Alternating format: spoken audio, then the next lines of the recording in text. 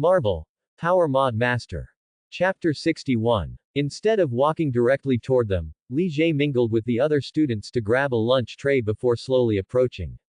Li Jie wasn't actually hungry at all, but not eating in the cafeteria felt like a waste. It wasn't until he was almost upon them that Peter, who was facing him, noticed his presence. Oh. Hey, Li Jie. Why are you back? Did you transfer back to this school? Peter was clearly not someone who could hide his thoughts, immediately voicing his surprised guess. Li Jie, I didn't expect you to return. Did you come specifically to see us? Hearing Peter's words, Harry turned his head and instantly spotted Li Jie behind him. Gwen and Mary Jane, who were sitting next to Peter, also looked at Li Jie, both slightly surprised by his arrival. Li Jie, Peter was just talking about you earlier. I can't believe we see you here. Gwen smiled and glanced at Peter as she spoke, making Peter's expression turn awkward. Oh. Peter, you weren't missing me, were you? Li Jie immediately took an exaggerated step back, holding his tray in front of his chest. Oh my god, Li Jie, what are you thinking? I just think you're one of my best friends, and I miss the time we, Harry, and I spent together. Peter's face contorted as he watched Li Jie's actions, and he started explaining almost yelling. However, as he continued, he grew embarrassed, and his voice became cautious. Harry had been watching Li Jie's prank on Peter the entire time, his face full of smiles. Having friends like this was truly wonderful, it made life so much more interesting. Li Jie, let me introduce you. This is Mary Jane, my girlfriend. Mary, this is Li Jie, one of my best friends. Only after Li Jie sat down did Harry introduce Mary Jane beside him. Mary Jane looked at Li Jie warmly. Hello, Li Jie. You can call me Mary. Hello, Mary. After a brief exchange of greetings, Li Jie started chatting with them. Peter and Harry were curious about Li Jie's current school and asked him several questions about it. Of course, Li Jie wouldn't directly tell them that he was a mutant, and he certainly wouldn't tell them about X Academy. He could only properly tell them these things in private when fewer people were around. He merely said that his academy specialized in training gifted students, that all the students were geniuses among humans, and even the teachers were geniuses. Li Jie thought to himself that he wasn't really lying, awakening his mutant gene from within humanity. If that wasn't being gifted, what was? Right, Peter, what about you and Gwen now? Li Jie didn't want to keep discussing boring topics, so he started digging for Peter's gossip. As for Harry, wasn't Mary Jane sitting right next to him? Watching Peter's flushed face and his furtive glances toward Gwen, Li Jie found it immensely entertaining. He truly was a person who enjoyed teasing others. Li Jie, Peter is my boyfriend now. We are dating. Gwen openly stated her relationship with Peter. She had always been a girl who dared to love and hate. Yes, Li Jie, and it's largely thanks to what you said on the field last time. Seeing that Gwen was so brave, Peter felt he should be brave too. He blushed and directly thanked Li Jie for his deliberate help last time. Congratulations to you both, then. Peter, a girl like Gwen is very rare. You must cherish her well. Li Jie hadn't expected that just giving them a push would lead them to get together early. He supposed he had changed the future a little. However, thinking of their original ending, Li Jie couldn't help but add another word of caution. Thank you for the compliment, Li Jie. Of course, I will definitely cherish Gwen.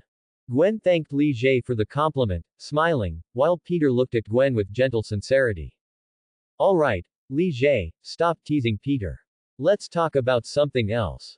Are you guys going to the Osborne Industries tour organized by the school this time? Harry watched Peter and Gwen's sweetness, subtly took Mary's hand, and proactively brought up another topic. Harry, you just mentioned touring Osborne Industries, when is that happening? Harry's words surprised Li Jie. He hadn't expected to stumble right into this event just by visiting.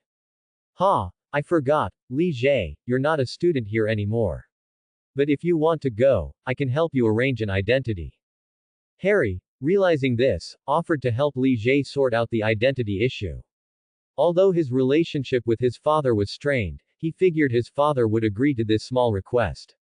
It's tomorrow. We've already decided to go tour Osborne Industries together. Li Jie, do you want to join us? Peter took over the conversation, explained the details, and asked if Li Jie wanted to go. Interesting, Osborne Industries. I'm quite interested in what's inside. Harry, I'll trouble you to help me with the identity issue. He definitely had to go. Li Jie also wanted to see the spider that bit Peter. Wasn't that a supernatural ability being handed to him on a silver platter? He could also use the opportunity to scan and record all the technological knowledge within Osborne Industries. The more knowledge and information he had, the stronger he would become. He couldn't miss this.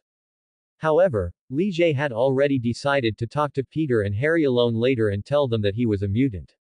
Lunchtime quickly ended. They left the cafeteria together and walked toward the field. Li Jie suggested he had some guy talk to discuss with Peter and Harry, sending Gwen and Mary away. Follow me. Li Jie led Peter and Harry toward a deserted corner. Seeing the mysterious way Li Jie was acting, both of them unconsciously grew a little nervous. Their intuition told them Li Jie was about to say something important. Once they reached the corner of the field and confirmed no one was around, a triumphant smile spread across Li Jie's face.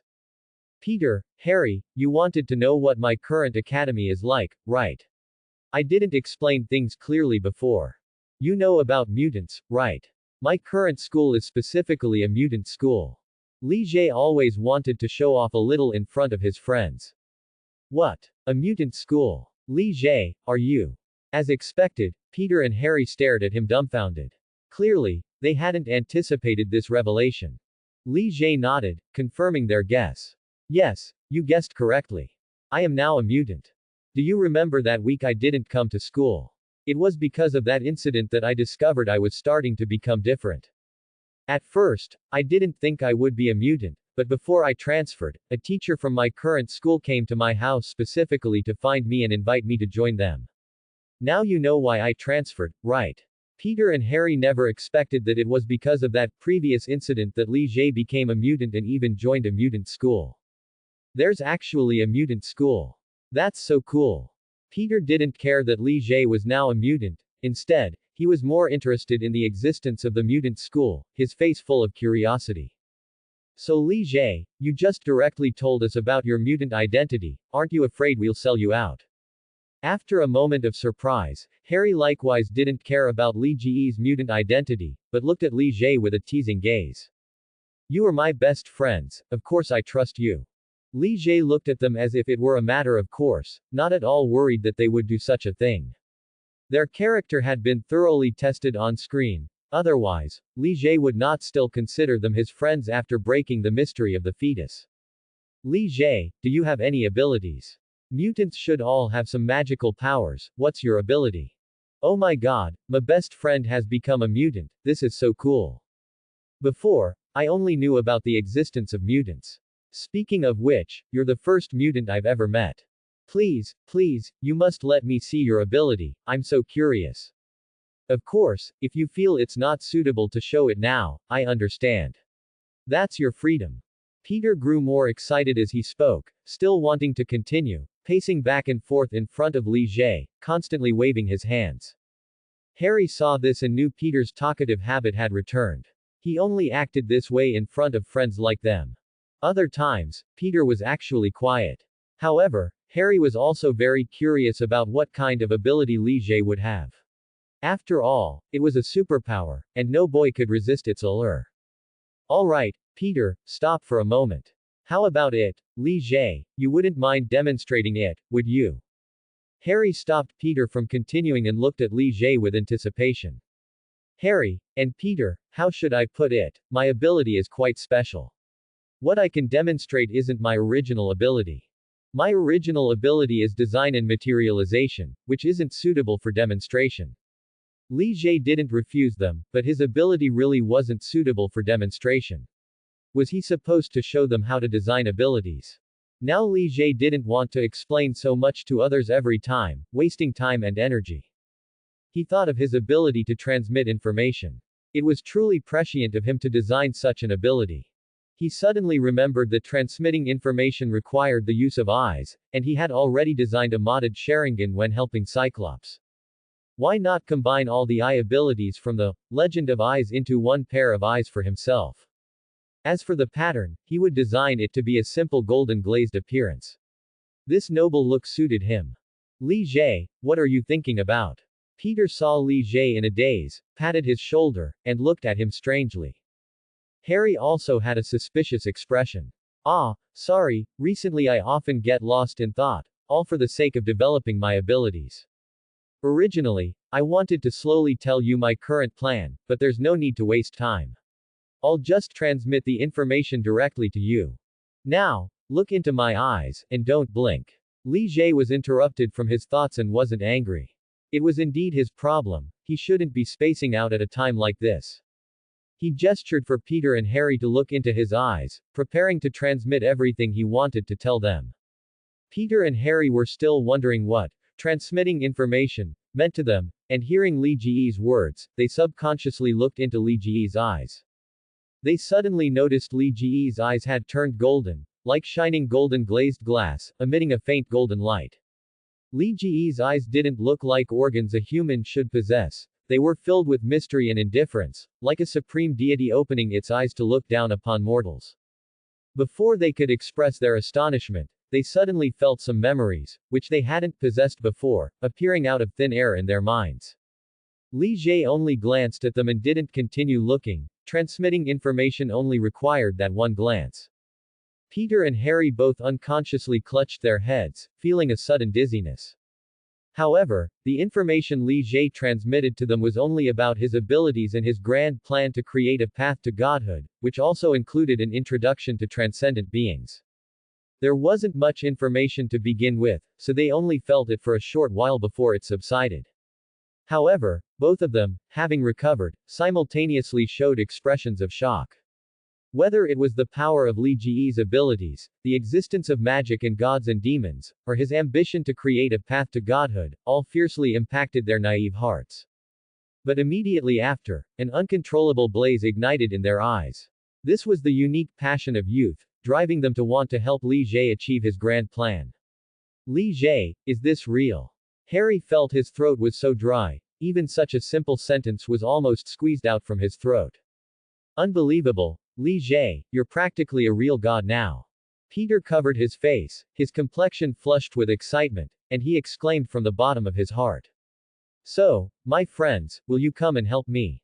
I promise, on my path to godhood, there will definitely be a divine position for you. Li Jie imitated Magneto when he invited him, spreading his arms wide and looking at them with sincere eyes. My parents have agreed to my plan. They will help me establish a research institute, and this will be the starting point for me to collect transcendent powers and create the path to godhood. I don't need ordinary researchers, I just need some trustworthy friends. Seeing the two looking tempted, Li Jie indicated that his preparations had already begun and that he had gained his parents' consent and help. Li Jie, although I really want to join your plan, we are just ordinary people. How can we possibly help you? Harry was still quite rational. He knew that he had absolutely no role in Li Jie's plan. Li Jie probably just wanted to cultivate them because they were friends. Harry is right, Li Jie. I know you want to help us, but we cannot accept your selfless gift. However, if I ever decide I want to become a transcendent being, I hope you can give me a discount. I'll just use money to buy the abilities you design. Speaking of which, Li Jie, you must be selling abilities, right? After all, you want more people to gain power. But Li Jie, is what you're doing really good? If so many people gain power, won't the world become increasingly chaotic? Peter also felt that he had nothing to offer Li Jie.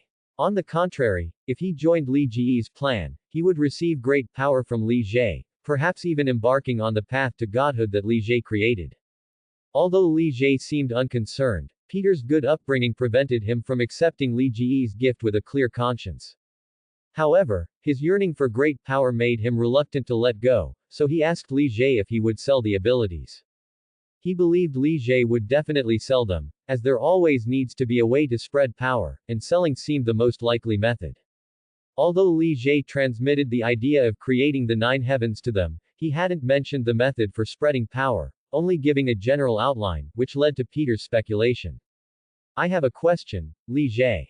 Can you really do all the things you said? If you can, what difference is there between you and a god? Have you already become a god? Harry was asking this because he had just realized a loophole. Everything Li Jie said was just his word, and he hadn't provided sufficient evidence to prove he could actually accomplish these things. After all, Li Jie had only used an ability to transmit information from start to finish. Their previous belief in Li Jie's plan stemmed from the sudden shock of learning about the grand scale of his path to godhood plan and his status as a mutant. He even began to suspect that Li Jie had come to the school specifically to show off his abilities and, incidentally, to mess with him and Peter. Thinking about Li Jie's previous behavior, he felt certain Li Jie was capable of such a prank. Li Jie, you didn't come here specifically to trick Harry and me, did you? Peter also realized at this point that Li Jie had indeed failed to prove he could do everything he claimed. Was he trying to trick them? Last time on the playground, Li Jie intentionally guided him into expressing his feelings for Gwen, so it wasn't impossible that he was trying to trick them again now. Alright, think whatever you want. When you figure things out later, you can come find me. My research institute will be named the Ascension Research Lab, and you can find me using that name. Li Jie was caught off guard by this, never expecting them to think he was tricking them. Did he look like someone who enjoyed lying? However, he didn't want to continue proving that he could do those things. He decided to let today's conversation plant a seed in their hearts. Anyway, Peter would be undergoing his transformation tomorrow, and Li Jie believed Peter would think of him then. As for Harry, his father still had some time before he became the Green Goblin. They could talk about it later. Go find your Gwen and Mary. I'll head back first and come find you again tomorrow. Li Jie said, walking directly toward the parking lot. He needed to go back and see how his father and mother were handling things. Time quickly passed, and the next day arrived. Li Jie arrived at Midtown High School right on time. Last night, Father and Alice returned quite late, but they had already resigned from their jobs and relaxed outside for a while. Father somehow managed to exchange some gold for cash. Although it was only a small portion, it was enough to find a good location for Li Jie's research institute. Li Jie didn't ask how he did it, because in his view, to be able to struggle alone in this unfamiliar country, Father must possess some abilities Li Jie didn't know about. Li Jie found Peter and Harry among the students. Gwen and Mary were also with them, which made him, being alone, feel quite annoyed. Here, Li Jie. I specially got this ID badge for you. When Harry saw Li Jie, he immediately pulled out a lanyard-attached ID badge from his pocket and handed it to him. Buddy, don't you have a grand goal? Well, you can take a good look and learn from Osborne Industries. As if remembering something, Harry added another line with an inscrutable expression. Yes, I agree. Li Jie, I hope you can achieve your goal. When Peter saw Li Jie, his expression became a little unnatural, as he recalled Li Jie's invitation from yesterday. Although Li Jie hadn't demonstrated any ability to prove himself, he was still deeply shaken by the grand plan Li Jie had described. Gwen and Mary were both sharp-witted girls. They noticed that their respective boyfriends seemed off, but they simply assumed it was a secret between the boys and didn't rashly inquire. Li Jie accepted the ID badge and didn't comment on Harry and Peter's words, as he genuinely intended to learn from Osborne Industries. Riding in the school-arranged car, they chatted along the way, and Li Jie refrained from mentioning anything inappropriate to discuss in public. This made Peter and Harry secretly breathe a sigh of relief. They still hadn't decided whether to join Li Jie's crazy plan. They felt they needed to wait for him to provide sufficient proof. Time passed quickly, and they were already standing beneath the Osborne Industries building. Looking at the skyscraper before him, Li Jie had a strange feeling, as if he were seeing a certain origin point. Thinking carefully, this place, which was still very ordinary right now, had created an unknown number of supervillains, with only the little spider being an exception. The birth of the little spider was like a catalyst, directly shattering the peace here and making everything increasingly volatile. His visit here today was perhaps a form of witnessing history. Of course, he couldn't forget his own agenda. He was already preparing to scan and record everything he deemed useful here. Osborne Industries is a high-tech research company centered on bioscience research. We are committed to. Now we have achieved. Our future goal is to. The person introducing Osborne Industries was speaking eloquently as he walked, and Li Jie and the others followed him, gradually touring everything there. Perhaps because of Peter, Gwen didn't become an introducer but followed them on the tour. Occasionally, if they didn't understand something, Gwen would even give them a detailed explanation. Yes, she was interning at Osborne Industries now, so she was very familiar with everything there. Li Jie wasn't interested in anything here, he just kept scanning and recording, acting like a merciless recording machine. He observed the various machines here. It had to be said that as a black technology company, everything here had already surpassed the civilian technology outside, it was like something from another era. Li Jie suddenly looked at a display room separated by transparent glass, filled with various spiders.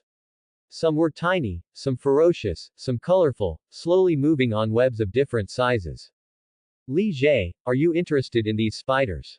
Let me introduce them. These spiders have all been genetically modified by Osborne Industries, they can be called super spiders. They were created for experiments on the fusion and strengthening of genes between different species. Unfortunately, there has been no progress until now. These spiders are all just failed products. Gwen was like she was in her element here. She noticed Li Jie's actions and enthusiastically began to introduce them to him. Peter, who was with them, also listened carefully to Gwen's introduction, his gaze filled with fascination. At this moment, Gwen made him feel incredibly charming. As for Harry and his Mary, they walked ahead, keeping their distance from Li Jie and the others, touring other things, evidently not interested in these spiders. These spiders are not failures, they just haven't met their true master. You know, some things can only exert their true power in the right hands, while in others' hands, they are just scrap. Li Jie, however, disagreed with Gwen's statement. How could he not know if these spiders were successful? They were one of his targets today. I also think these spiders are not failures. Don't you think they look very beautiful? For some reason, Peter's gaze was deeply attracted by these spiders. He always felt something resonating with him, calling out to him. Alright, maybe you're right. The value of these spiders shouldn't be decided so simply. Li Jie and Peter's words also made Gwen start to think. Perhaps what they said was right. At this moment, Peter looked at Gwen, then secretly glanced at Li Jie, and then touched his camera. Gwen, can I take some photos of you? This is the camera I specifically brought today, wanting to record everything today, so it can be used for commemoration later. Of course, Li Jie, if you want, I can also help you take some photos. It seemed his intention was too obvious, so Peter added Li Jie at the end, which felt a bit superfluous.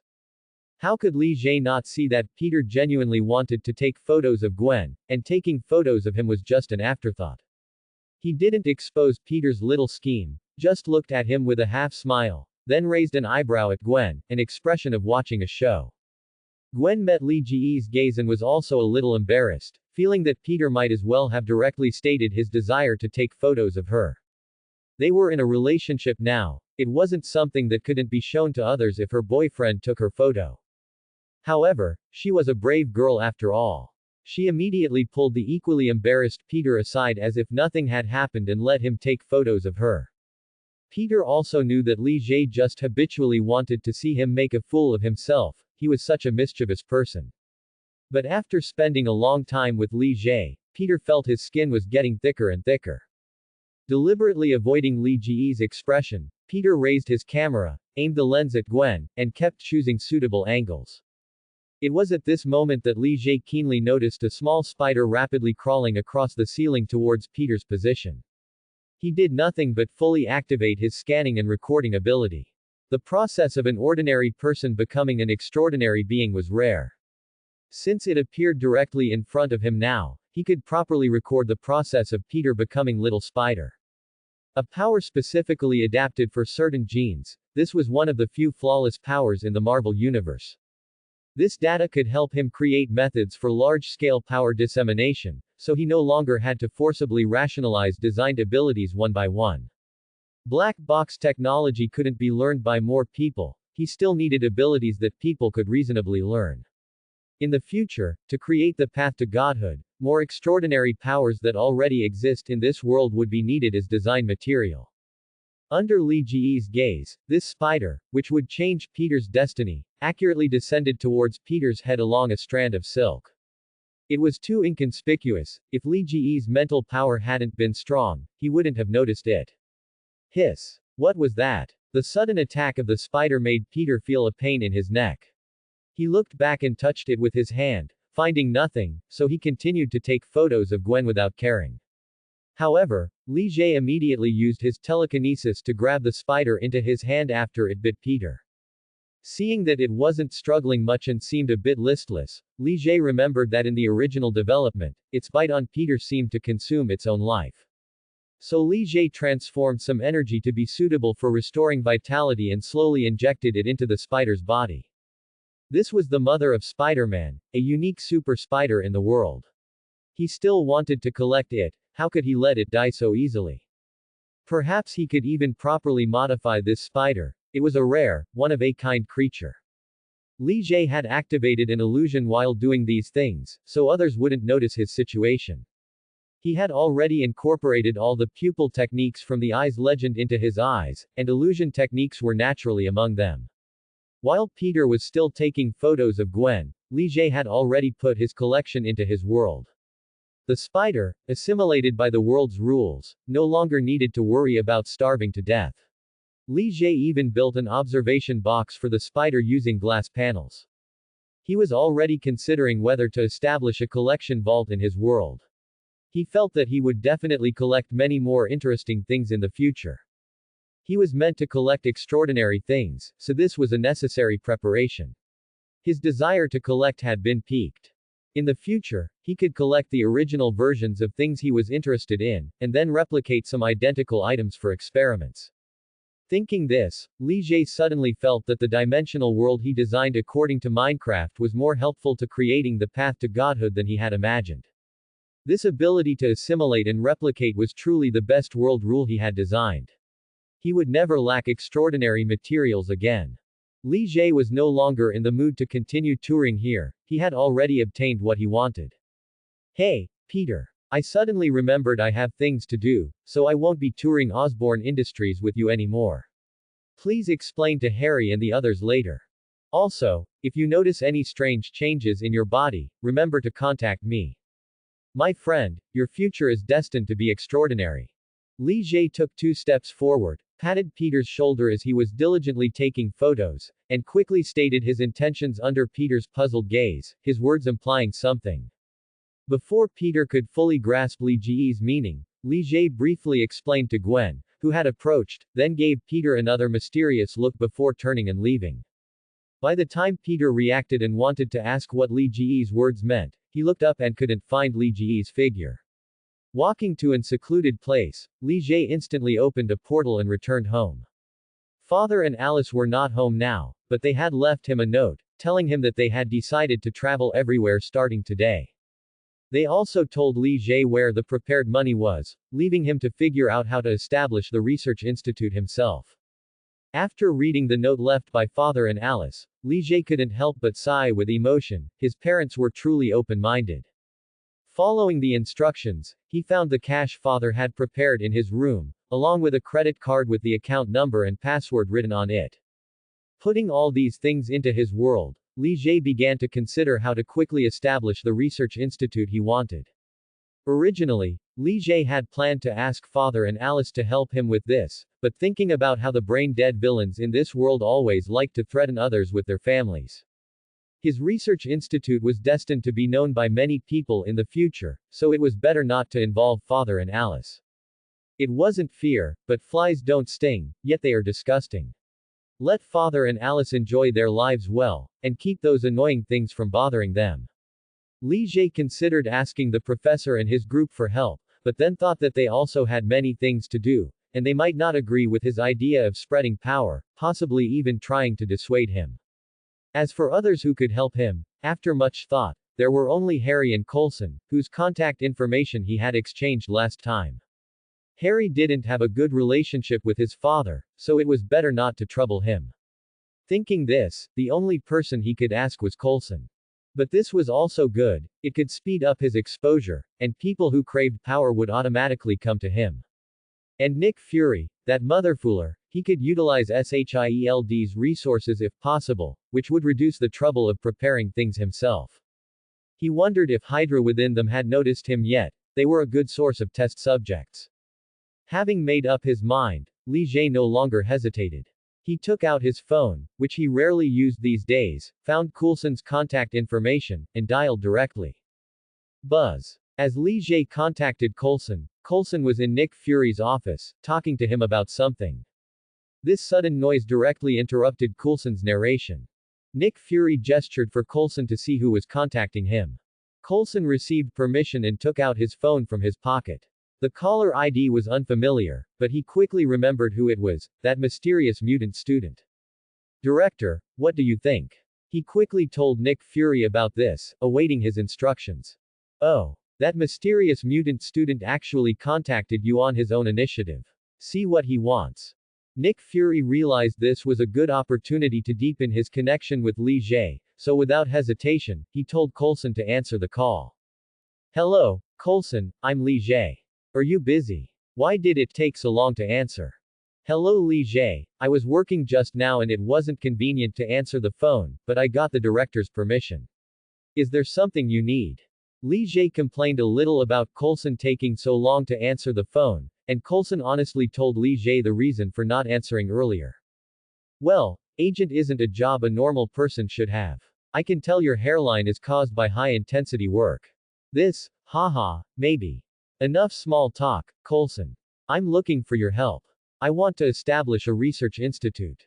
Can you help me find an existing research institute that's for sale? Why do you want to establish a research institute? As far as I know, your family shouldn't have that much money, right? I knew you agents like to pry into other people's business, but I don't care anymore. As for the money, Coulson, you should know that mages always have some special abilities. Li Jie directly brought up Coulson's hairline, and he wasn't surprised that Coulson knew about his family's financial situation. Shield had that kind of style. Regarding the money, Li Jie certainly wouldn't tell Coulson that he could replicate things. Anyway, mages were mysterious beings, so Li Jie simply used this identity to gloss over it. Nick Fury listened to Coulson and Li Jie's conversation, noncommittal about Li Jie's statement about mages, but he felt that Li Jie was probably not lying. After all, there have been legends of alchemy since ancient times. Perhaps Li Jie controlled such power. Coulson, you don't need to know where my money comes from. Anyway, I have enough money to build a small research institute myself. Just tell me if you'll help me or not. Li Jie didn't have the patience to continue explaining other issues to Coulson and directly asked him for a clear answer. Alright, Li Jie, I'll help you find a suitable place, but it will take some time. I hope you can wait. But there's another question, Li Jie, you probably don't have the qualifications to establish a research institute right now, do you? Also, can you tell me what you plan to research? Is it amazing magic? Coulson had been watching Nick Fury's reaction from the beginning, and after seeing him nod, he no longer hesitated and directly agreed to help Li Jie. However, his agent instincts made him want to know more from Li Jie. Thank you very much, Coulson. Your help will save me a lot of trouble. Oh, right, remember I need a place as far away from densely populated areas as possible. Just a small research institute will do. Regarding the qualification issue, I think that should be a very simple matter for you. I believe Agent Coulson won't disappoint me. As for what I'm researching, I'm very interested in making ordinary people stronger, and I've acquired some knowledge, so I want to find a place to properly conduct my research. Li Jie unceremoniously stated his specific requirements and threw the qualification issue to Coulson, believing he would handle everything. Li Jie didn't hide his research objective either. The goal of exposing information still required their efforts, so why would he hide it from them? Coulson, who had been listening intently to Li Jie's explanation, immediately looked at Nick Fury with a shocked expression. Although Nick Fury's expression remained unchanged, as Nick Fury's capable subordinate, Coulson knew him well and also saw emotional fluctuations in Nick Fury's eyes. As for Li Jie, Nick Fury initially regarded him as a mutant with a great secret. After Li Jie appeared in the conference room where he was talking with Professor X and the others using a portal, and then Coulson obtained information about Kamar Taj from him. As soon as he returned to S.H.I.E.L.D., Nick Fury immediately activated SHIELD's information channels to inquire about Kamar Taj. However, to his surprise, no matter how much he investigated, Kamar Taj seemed to not exist, leaving no trace whatsoever. Nick Fury, who had initially been dismissive of Kamar Taj's existence and confident that S.H.I.E.L.D. could find it, suddenly felt a sense of suffocation. As a director of agents, he knew better than anyone how terrifying a force it was that could operate in the world for a long time without leaving any trace. He didn't doubt Kamar Taj's existence. After all, when Li Jie appeared in the conference room, he clearly saw the existence of those mages through the portal, and the buildings around them were full of the vicissitudes of time, which couldn't be fooled. Moreover, Li Jie also told Coulson that he was learning magic at Kamar Taj, and that portal was very likely a form of magic. Its existence was proof of Kamar Taj's existence. Now Li Jie told him that he wanted to research methods to make ordinary people stronger, which made Nick Fury pay even more attention to this mutant student, Li Jie. Helping Li Jie establish the research institute now would surely yield unimaginable returns from him. Coulson, I'm waiting for your good news. I hope you'll be quick. Li Jie finished speaking and directly hung up the phone, not giving Coulson another chance to ask questions. Director, what should I do? Coulson now had a sense of anticipation that he was about to come into contact with another world. He wanted to see Li Jie's research succeed. You know, his most admired idol was Captain America. If possible, he even wanted to try it out at Li Jie's place. Go and look for a suitable one among our less important S.H.I.E.L.D. research institutes. We need Li Jie to be exposed to our scrutiny. Nick Fury directly decided to choose a less important research institute from S.H.I.E.L.D., precisely to place Li Jie under their watchful eyes. Such extraordinary beings needed to be under their control. Okay, Director, I'll go prepare then. Arrange it as soon as possible. Coulson quickly walked out of Nick Fury's office. He had to arrange everything as soon as possible, as Li Jie seemed to be in a hurry. While waiting, Li Jie took out the spider display case he had collected and began to consider whether to modify the spiders inside, perhaps into spider demonic beasts. However, he was reluctant to change this unique collection into something else, so he gave up the idea. But he decided to create a replica to modify. His planned path to godhood required some demonic beasts as trials for those who embarked on this path. Spiders weren't suitable for large-scale use, but they were perfect for practice. Buzz. Hello, Li Jie, I've found a suitable place. Do you want me to take you to see it? Coulson contacted Li Jie again shortly after, immediately telling Li Jie the result. That fast. You've worked hard, Coulson. If you ever need my help, I'll do my best. Where are you now? Can you tell me your location? I'll come find you. Li Jie had guessed some of Coulson's thoughts regarding his concern for his affairs, so he directly made a promise while asking for his location. You said that, Li Jie, I'll remember it. But do you not need me to pick you up? Also, my current location is. Alright, I'm here. Shit, Li Jie, you scared me.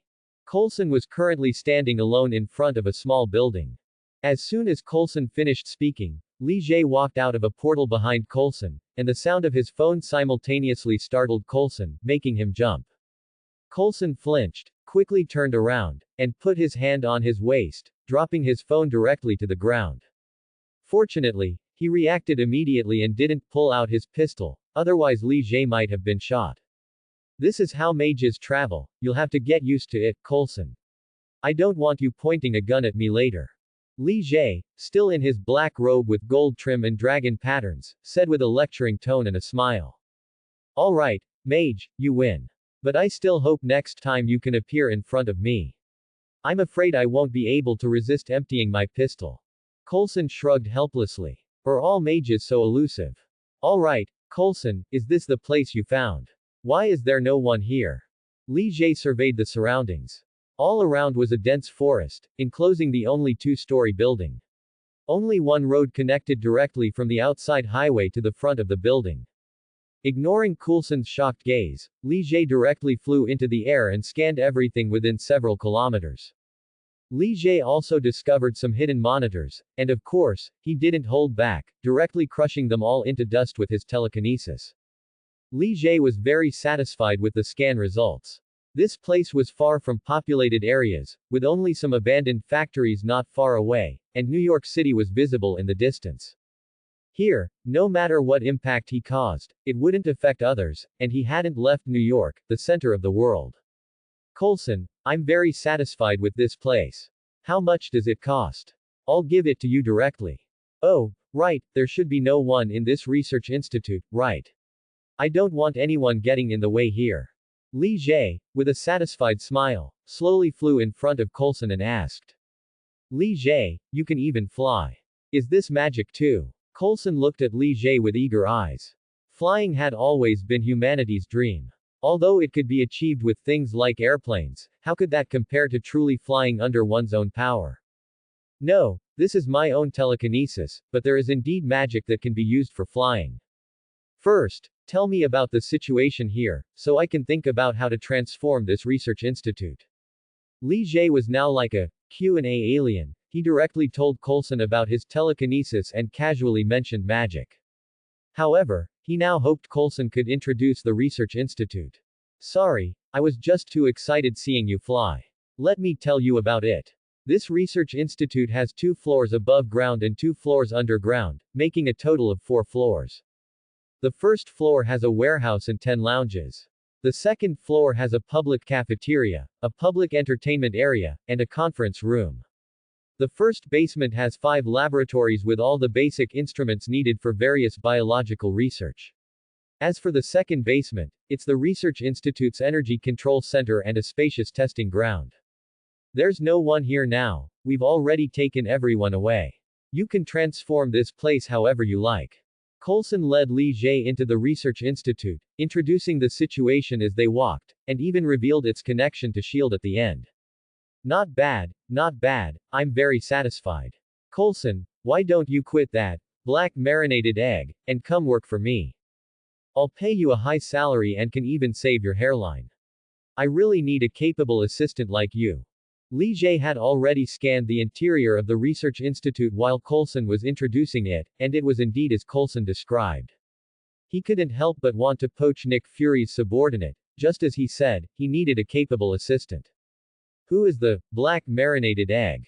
It's that guy in all black from the conference room at the academy last time.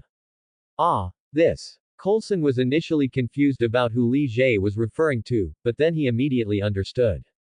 Thinking of Nick Fury's bald head, it indeed resembled a type of marinated egg from the eastern country. At the same time, Nick Fury, hearing Li Jie's description of him through the wiretap on Coulson, grew increasingly dark-faced. Li Jie had, of course, scanned the device on Coulson, but he deliberately didn't destroy it, precisely to annoy Nick Fury, who liked to eavesdrop. Forget it, I'm very satisfied with my current job, but thank you for your kind offer. Coulson gave an awkward smile, hoping the director wouldn't mind.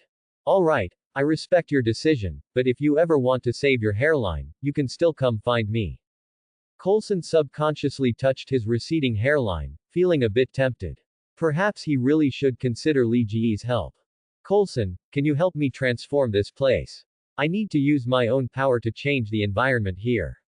Li Jie decided to assimilate a 100-meter square area centered around the research institute with his world rules. 10,000 square meters would be enough for his use, as he could always expand downwards later.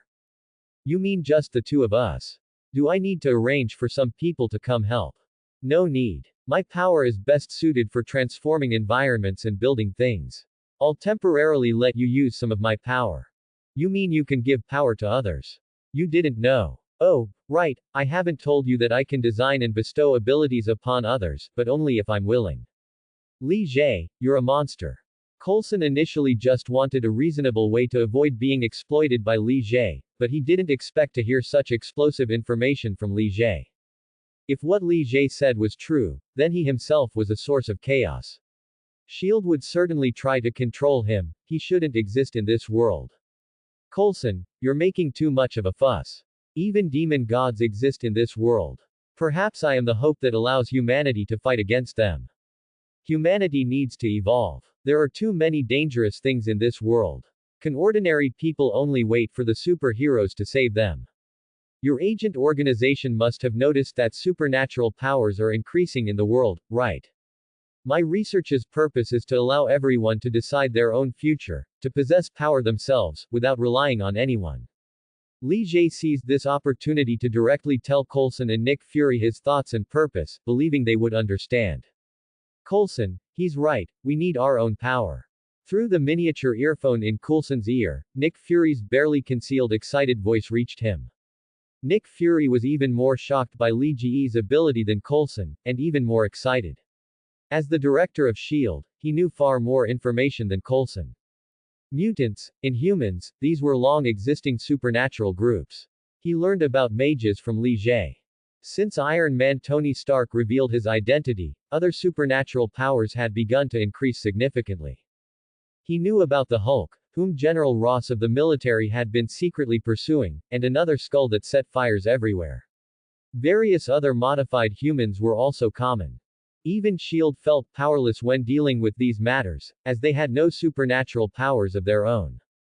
Originally, after learning of Li Jie's research purpose, he had a small thought of trying to acquire supernatural power for S.H.I.E.L.D. from this mysterious mutant student. He didn't expect that Li Jie could directly bestow power upon others. Although Li Jie said it required his willingness, he believed he could make Li Jie willingly grant S.H.I.E.L.D. supernatural power. He was very confident in himself. Coulson also understood from Nick Fury's words what S.H.I.E.L.D. should do: help Li Jie and let him achieve his research. Sorry, Li Jie, I got too excited. Didn't you want my help? Tell me, what do you need me to do? Li Jie was noncommittal about Coulson's words, but this was his intention all along, so he wouldn't dwell on it. Some changes will happen to you shortly, don't be alarmed, it's the influence of my power. After Li Jie finished speaking, he wasted no more time and directly spread the rules of his world from himself as the center to the area he had previously scanned. In an instant, the surrounding environment underwent earth-shattering changes, as if everything had been relayered. An unreal aesthetic immediately made Coulson notice the change. He had a sense of déjà vu, as if he had crossed from the real world into an animated one. Remembering Li Jie's reminder, he examined his body. He held a hand in front of his eyes. At first glance, there was no change, but upon closer inspection, he immediately noticed something was wrong. His body had transformed into tiny blocks, like an animated character made of pixel bricks. Because Li Jie had warned him beforehand, Coulson was not frightened by his own transformation. He was now extremely curious and somewhat expectant about his changes, especially since Li Jie had just mentioned that he would temporarily possess some of Li Jie's power. Coulson, I have used my power to transform the surrounding area of 10,000 square meters. Later, help me clear all the trees around here. I need to reorganize the surrounding layout. Along the boundary of the research institute that has been affected by my power, I want to dig a trench 10 meters wide and 5 meters deep, leaving only paths for access. Arrange those trees along the outer edge of the trench. They can shield my research institute, serving as a natural tree wall. After you've cleared all the trees, you can come over and help me dig the trench. But before that, I need to transmit some information to you. Look into my eyes now. Seeing that Li Jie had undergone the same change as himself, Coulson felt even more reassured and began observing the changes in the surrounding environment. When Li Jie started detailing his transformation plan, Coulson wondered if he should just find an excuse to run away. There were so many trees around, how long would it take him to clear them all alone? When Li Jie asked him to look into his eyes, he didn't hesitate, wanting to see how Li Jie would transmit the information to him. Li Jie's eyes, which had become bright like golden glass, immediately captivated him. He couldn't help but want to move closer and observe them carefully. However, Li Jie clearly didn't give him the time. Information began appearing in Coulson's mind, as if an invisible pen were using his brain as canvas, leaving text and images out of thin air. I've been completely drawn in by your ability, Li Jie. That meat you treated me to last time wasn't also transformed by your power, was it? Coulson quickly recovered from the influx of information. This ability, which seemed to turn the world into a game, even made him utter a curse word. He immediately recalled the meat he had eaten with Li Jie last time. He finally understood why he had those strange feelings. Everything around him and the information in his head provided the answer. Don't worry about it, Coulson. I simply created a perfect logistical space for myself. After all, I don't want to be affected by the outside world later on. Li Jie looked meaningfully at Coulson, deliberately emphasizing the phrase, outside world.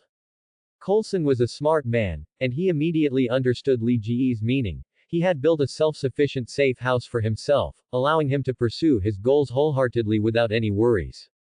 Of course, he would never have guessed that Li Jie was simply afraid of trouble and enjoyed the satisfaction of owning a world that was completely his own. Alright, you should know what to do now. Make a box yourself to store the trees you clear. I'm going to dig the trench. Remember to store the dropped saplings separately, my tree wall needs them. Li Jie's interest in digging things was now piqued. Without waiting for Coulson's reply, he floated off towards the edge of the assimilated ground. Fine, I'll treat this like playing a game. Let me see if it's really that magical. This tree looks good. I'll start with this one. Sighing, Coulson said this, yet his face was full of eagerness. The information Li Jie gave him had introduced many interesting game rules. He quickly walked up to the tree he had chosen. This tree now also looked like it was composed of tiny blocks, truly giving him the feeling that the world had turned into a game. Director, you heard everything Li Jie said.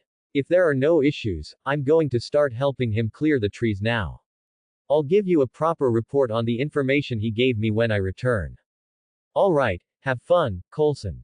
I'll be waiting for your report. Coulson was an agent after all, and he needed instructions from his superior regardless of the situation. Nick Fury detected the impatience in Coulson's tone, but he wasn't worried. The information was already there, he just had to wait for Coulson to return to find out everything. As Nick Fury disconnected the communication with Coulson, Coulson squeezed his right fist. According to the instructions in the information, he needed to punch the trees with his hand. He hesitated for a moment, knowing his hand wasn't as hard as wood, but realizing his body was currently affected by Li Jie's power, he figured there shouldn't be any issues.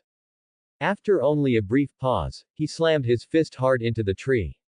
A strange impact sensation traveled to his hand, like the vibration of a game controller, and he wasn't hurt at all. Coulson immediately relaxed and sped up his punching. Some pixelated cracks gradually spread around the tree, and with a whoosh, a miniature block flew into his body. Instinctively stepping back a distance, Coulson looked at the tree, which remained motionless and fixed in place, and couldn't help but marvel that everything here truly matched the mechanics of a video game. Suddenly thinking of something, he focused his attention, and a game panel appeared before him. In the upper left corner was a row of 5 hearts, below that a row of 5 chicken legs, and in the upper right corner was a row of 5 armor icons. Directly below was a row of 10 empty slots. One of the slots displayed the wood block he had just cleared, along with an X1 indicator below it. This place really did turn into a game. I thought it was just a metaphor. At this point, Coulson was speechless and could only elevate Li Jie's threat level to the highest degree in his mind. But now was not the time to think about those things, he should enjoy this real-life game. Having basically confirmed the authenticity of Li Jie's information, Coulson's enthusiasm was ignited. He swung his right hand like a windmill, quickly clearing the rest of the tree. While secretly marveling at how he could clear the top of such a tall tree, defying logic, he kept an eye on the slots in his view. Block, block, stick, stick, sapling, apple. Was his luck this good? He cleared an apple just from the first tree. Li Jie's information had stated that the drop rate for apples was quite low. This game was great, it was very friendly to him. Coulson's gaze immediately became fervent. This method of clearing trees and dropping apples made him somewhat addicted. The surrounding trees transformed into treasure chests waiting for him to open them. Coulson immediately strode to the next tree, swinging his hands without a word, his gaze fixed intensely on the dropped blocks. Coulson became obsessed with opening tree treasure chests, like a ruthless tree-chopping machine, slowly clearing the trees around the research institute. Li Jie floated in mid-air as if in creative mode, leisurely digging up dirt and stones. For him, it was like a vacation. If nothing unexpected happened, this research institute would be his long-term residence in the future, so he had to modify it to suit himself. On the other side, Li Jie's departure did not affect Peter's mood. On the contrary, without Li Jie as a third wheel, he felt more at ease with Gwen. He felt guilty for thinking this way and could only silently apologize to Li Jie in his heart. However, what Li Jie said before leaving still affected him, causing him to sometimes zone out while taking pictures of Gwen. Li Jie had said that Peter was destined for an extraordinary life and told him to find him. Peter always felt that Li Jie's words seemed to be foreshadowing something. Should he go and ask him for clarification? Peter, what's wrong? You seem a bit distracted. Did something happen? Gwen, who had been posing for Peter, noticed his unusual behavior and stepped forward, looking at him with concern. Nothing, it's just what Li Jie said when he left that's bothering me. Peter pursed his lips. He was hesitant about whether to tell Gwen about what Li Jie had previously told him and Harry. After all, neither Li Jie's mutant identity nor his crazy plan were suitable for Gwen to know. Li Jie was willing to tell him and Harry because he trusted their friendship, and Peter couldn't trample on such a pure friendship. So, he and Harry had tacitly agreed not to reveal anything about Li Jie to Gwen and Mary. In fact, ever since they learned of Li Jie's plan, he and Harry had privately discussed whether to try it out with Li Jie. Supernatural powers and the existence of gods and demons always tempted teenage boys like them. No matter how skeptical they were at the time, as long as there was a possibility, it would give them endless fantasies. Peter, you don't look so good. How about we skip the tour? I'll go for a walk with you. Let's go, we'll tell Harry and Mary. Gwen proactively took Peter's free hand, leading him to find Harry and the others. Gwen, wouldn't that be inappropriate? I can't let my reasons affect your mood. Although he said this, Peter did not let go of Gwen's hand. Instead, he quietly held it tighter, his tone of voice becoming gentler. He obediently followed Gwen into the crowd. Clearly, Gwen taking his hand made him happy, and he also began to look forward to spending time alone with Gwen. They quickly found Harry and Mary standing together. Gwen told them about their idea of going for a walk. Harry looked at their tightly clasped hands. Gwen's expression was natural, but Peter's eyes were a bit shifty. Harry chuckled softly. Ah, is that so? Well, have fun. Gwen, you and Peter have such a good relationship. I wish you both a good time too. Mary, who usually didn't have much presence, smiled slightly when she saw Peter and Gwen being so intimate. Ah, yes, right, Gwen and I will have a good time. Peter felt as if he and Gwen were being misunderstood. They just wanted to go out and relax, but the way Harry and Mary spoke made it sound like he was going to take Gwen to do something else. However, he didn't want to make things worse, so he quickly pulled Gwen towards the exit of the Osborne Industries building. He kept feeling like Harry and Mary were watching him with scrutinizing eyes from behind. Gwen, where do you think we should go? After leaving the Osborne Industries building, Peter felt his tense body relax. Peter, why are you so nervous? You're not really planning to take me to do something bad, are you? Gwen looked at Peter, who seemed to have escaped an awkward situation, her bright eyes looking at him meaningfully, her delicate face slightly flushed. Gwen, what are you talking about? How could I have such thoughts? I just didn't want Harry and the others to misunderstand. Clearly, Peter was not good at handling this situation. He excitedly waved the hand that had put away his camera, while his gaze darted away, not daring to look into Gwen's eyes. However, his hand, still clasped with Gwen's, remained unseparated. Are you really just afraid of the misunderstanding? Gwen wasn't actually opposed to their relationship progressing, she just needed Peter to show more initiative and then bravely propose it at the right time. In fact, she liked seeing this cute side of Peter, feeling that it brought her and Peter closer. They walked forward, exchanging questions and answers. They had no specific destination, walking hand in hand aimlessly down the street, just like any other couple. As time passed, the dim yellow light gradually bathed the surrounding tall buildings, and the reflections from the glass facades draped a hazy cloak over all the pedestrians. However, at this moment, Peter felt some changes beginning to occur in his body. His head felt heavy, yet his body was filled with strength. Peter endured his discomfort, using the excuse that his aunt and uncle wouldn't let him stay out too late, and bid a reluctant farewell to Gwen. He didn't want Gwen to worry about him, and Peter had a premonition that this was the reason Li Jie said he was destined to be extraordinary. Something miraculous must have happened to him, perhaps he would awaken his supernatural powers just like Li Jie. It was because of Li Ji's previous words that Peter connected the strange changes in his body to the omen of awakening supernatural powers. On the subway, Peter forced himself to stay awake, feeling like he could fall asleep at any moment. However, he clearly underestimated his mental exhaustion, and without realizing it, he lay down on the seat and closed his eyes. A bald old man, walking over with a bottle of beer, drunkenly looked at the sleeping Peter. He suddenly wanted to play a trick on the young man. He gently placed his beer bottle on Peter's forehead, and a drop of liquid slowly slid down the outside of the bottle towards Peter's forehead. Tap. The normally silent droplet, upon touching Peter's forehead, was like a ringing bell, making him tremble and startling him awake. Even before his eyes were fully open, Peter's body had already reacted automatically. His body sprang upwards, and he clung to the ceiling of the subway car like a spider, only then fully opening his eyes. The now conscious Peter quickly realized his premonition had come true. He certainly couldn't have clung to the subway ceiling before. Peter's eyes darted around, realizing that other people were watching him. He immediately flipped over instinctively and stood on the floor of the train carriage. Peter observed the people around him and noticed a woman who was completely soaked. His gaze swept over the beer bottle still rolling on the floor, and recalling the feeling on his forehead earlier, he immediately deduced what had happened. Good manners made Peter subconsciously want to apologize, so he reached out to try and wipe the alcohol off the woman's shoulder. The old man next to them, who had placed the beer bottle on Peter's forehead earlier, thought Peter was trying to take advantage of the woman and immediately shoved him. Unexpectedly, the woman's outer coat was immediately pulled off, stuck to Peter's hand.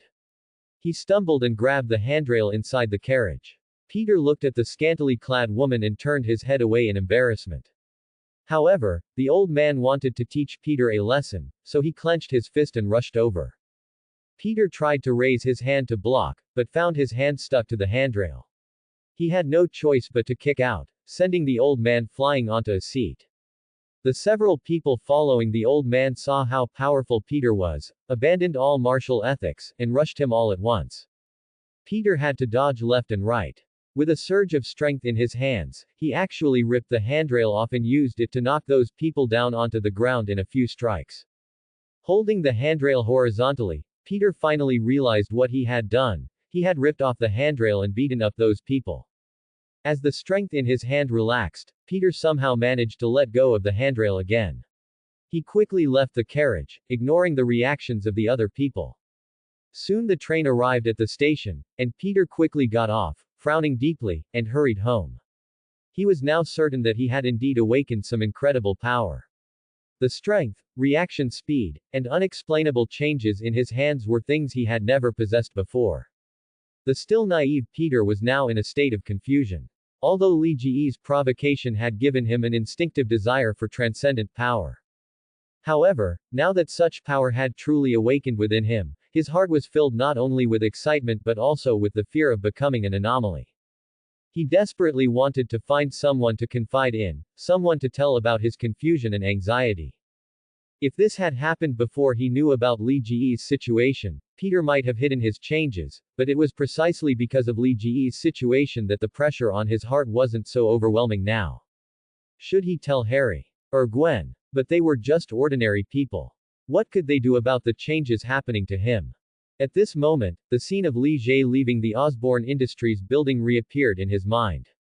His meaningful expression, his repeated emphasis that Peter could come find him if anything happened, and his final statement that Peter was destined not to be ordinary.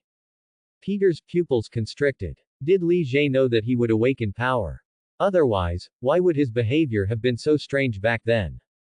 Tightening his clothes, Peter clenched his fist. It seemed that only Li Jie could tell him what to do now. Maybe his crazy plan wasn't a joke. Now that he also possessed power, perhaps he could go and find out the details. If Li Jie truly had such capabilities, why shouldn't he join him? Peter's heart was turbulent. The awakening of his power had also ignited the passion and heroism within him. He decided that he would go to Li Jie and ask for clarity.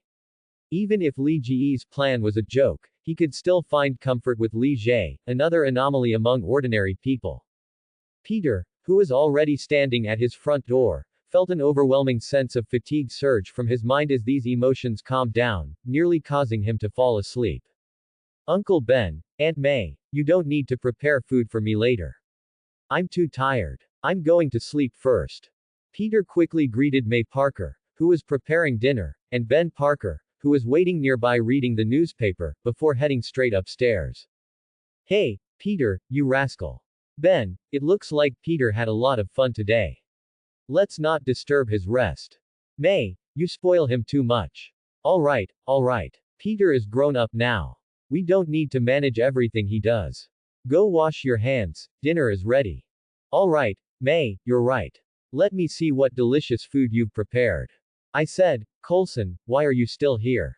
Don't you have work to do? Li Jie was filling the ditch he had dug with water. He was holding a small iron bucket upside down, pouring out a continuous stream of water. The iron bucket, which shouldn't have held much water, seemed limitless. The stream of water never stopped. All the trees surrounding the research institute had been cleared by Coulson, leaving only a two-story research institute standing alone in the middle of the clearing. Coulson was now leaning close to Li Jie, staring intently at the iron bucket in his hand. Li Jie, does your iron bucket also have spatial storage capability? Is it like those boxes? I wonder if you could give me the things I made. After some experimentation while clearing the trees, combined with the temporary power Li Jie had granted him and the explanatory information, Coulson would no longer underestimate the wooden objects he had created. He had originally thought the boxes Li Jie gave him for storage were nothing special, but he hadn't expected them to be spatial treasures capable of storing 5,000 cubic meters. Moreover, these boxes could be instantly created in large numbers just using some wood, as if playing a game, with a whoosh. This made Coulson's heart pound wildly. He wondered if Li Jie would let him take these boxes back. So, after clearing all the trees Li Jie had instructed him to, Coulson actively helped Li Jie, who was clearly slacking off, to dig the ditch surrounding the research institute as well. At this moment, Coulson took advantage of Li Jie's good mood to tell him his request. He understood very clearly now that there was no need to hide his thoughts in front of Li Jie, as he could tell that Li Jie didn't care much about the creations of his ability. Oh, so you want those boxes? No problem. You can take one. Consider it the payment for me buying this research institute. You can also take all the things you made. Leaving them here would just be a waste anyway. Li Jie finally understood why Coulson was so enthusiastic and wouldn't leave. He was interested in his world rule creations. That's fine. Giving him one means they will have enough space for storage and transport if they need to collect anything later. Then thank you very much. Coulson immediately broke into a joyful smile upon receiving Li Jie's consent. Don't underestimate these boxes. They might seem ordinary to Li Jie, but outside, there are no such spatial storage devices, not a single one. Just getting one would provide SHIELD with a concrete sample for research. SHIELD already has the potential to step into the spatial domain. By the way, Coulson, when you go back, tell that black bald guy that if anyone desires power, they can come directly to me. I will surely fulfill their requests. You can also bring me things you can't control or don't understand, as long as they are related to transcendent power. In exchange, I can trade with items of equal value, for example, by designing the power you desire. Watching Coulson gently caress a box, Li Jie felt he should make his intentions clearer. SHIELD is a good helper for him to collect transcendent power, and Coulson is one of the few trustworthy people there. He could be more candid. As for Nick Fury, he wasn't afraid that Nick Fury could threaten him. Now that his parents were settled, mutants no longer needed his worry, and he had a research institute or collection room. It was time to accelerate the spread of power. Coulson, actually, I didn't tell you the truth before. I'm not preparing to research how to give ordinary people power, but rather to collect the transcendent powers of the world and create a true path to godhood. This place isn't for research either. I just need a suitable place to serve as my storage base for collecting transcendent power. I will begin creating the path to godhood from here. The ditch was full of water. Li Jie put away the iron bucket directly. He looked directly at Coulson. He could tell him his true plan now. What? Not researching how to give ordinary people power. Path to godhood. Li Jie, are you serious? Could it be as the director guessed, that you can grant others power? No, don't I possess your power now? Do you want to grant power everywhere? This is too crazy. Shield won't allow it, the government won't allow it, and this world won't tolerate you. Coulson's brows immediately furrowed into a knot, wishing he hadn't heard anything. He had always thought Li Jie merely wanted to research biological enhancement and modification techniques, like those biological research institutes, using science or magic. Even if Li Jie displayed immense power, it didn't mean he could defy the rules of this world. Li Jie, I hope you can abandon this crazy idea. Otherwise, Shield will definitely stop you. You're still a student, I don't want you to go astray. Creating a path to godhood, this idea is too insane. Li Jie, don't get the illusion that you are omnipotent just because you possess some powerful abilities. Do you have such power? Coulson felt like he was going crazy. Based on his experience, young people like Li Jie, who possessed immense power but lacked self-awareness, always caused significant destruction. Coulson, do you desire power? Li Jie didn't argue. Nothing was more convincing than facts. What power? Coulson was stunned by Li Jie's question, forgetting what he was about to say. I said, do you desire power, true power that belongs to you? Li Jie slowly floated up, looking down at Coulson from above. The afterglow of the setting sun shone on him, coating him in a layer of radiance.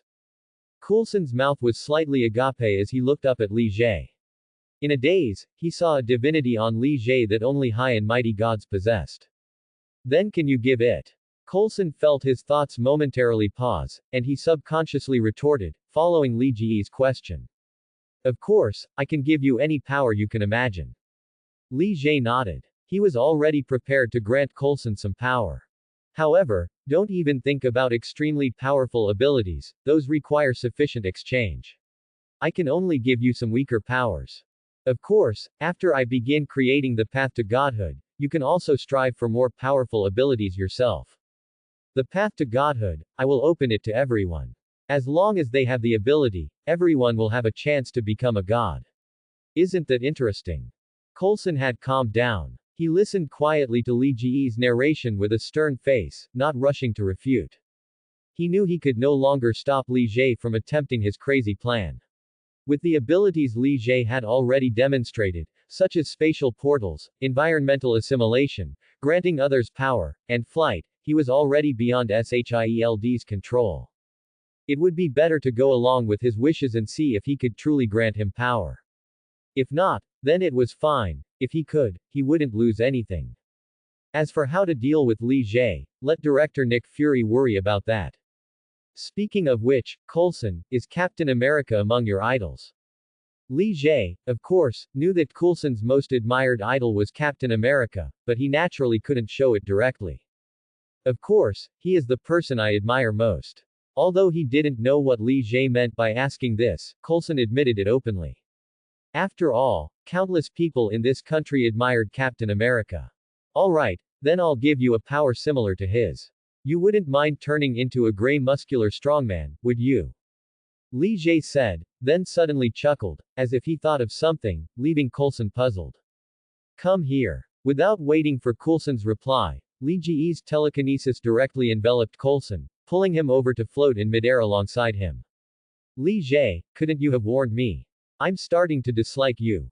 Suddenly floating up and unable to control himself, Coulson couldn't maintain his serious expression.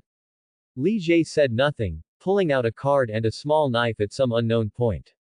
He handed the card and the small knife directly to Coulson, gesturing for him to take them. What do you mean by this? Coulson had no choice but to take them. He looked at the items in his hand, an ordinary small knife and a card with pictures and text. Drip your blood on it. Li Jie pointed to the card, then to the small knife, telling him what to do. Coulson understood Li Jie's meaning, but he didn't immediately do as he instructed. Could this card be the method Li Jie uses to grant power to others? He focused all his attention on the card. The content was very simple, a picture on top and some text below. In the picture above, a bald person, wearing a military greatcoat, with grayish-white skin, stared ahead expressionlessly. The outline created by the greatcoat showed that this person was extremely strong. Just looking at him gave off a sense of oppression. The text below read, Free Transformation Tyrant Stage 1, possesses immense strength and healing ability. Stage 1. It seems this is the weak power Li Jie mentioned. This ability, called Tyrant, must have more powerful stages later on. Although he hadn't truly acquired the Tyrant's power yet, Coulson was already thinking about many other implications. Only needs one drop of blood. I won't turn into this, right? Coulson looked at the description on the card and started to hesitate. He didn't want to look like the image, it didn't seem like a normal person. Coulson, you didn't miss the description, did you? Don't you understand what free transformation means?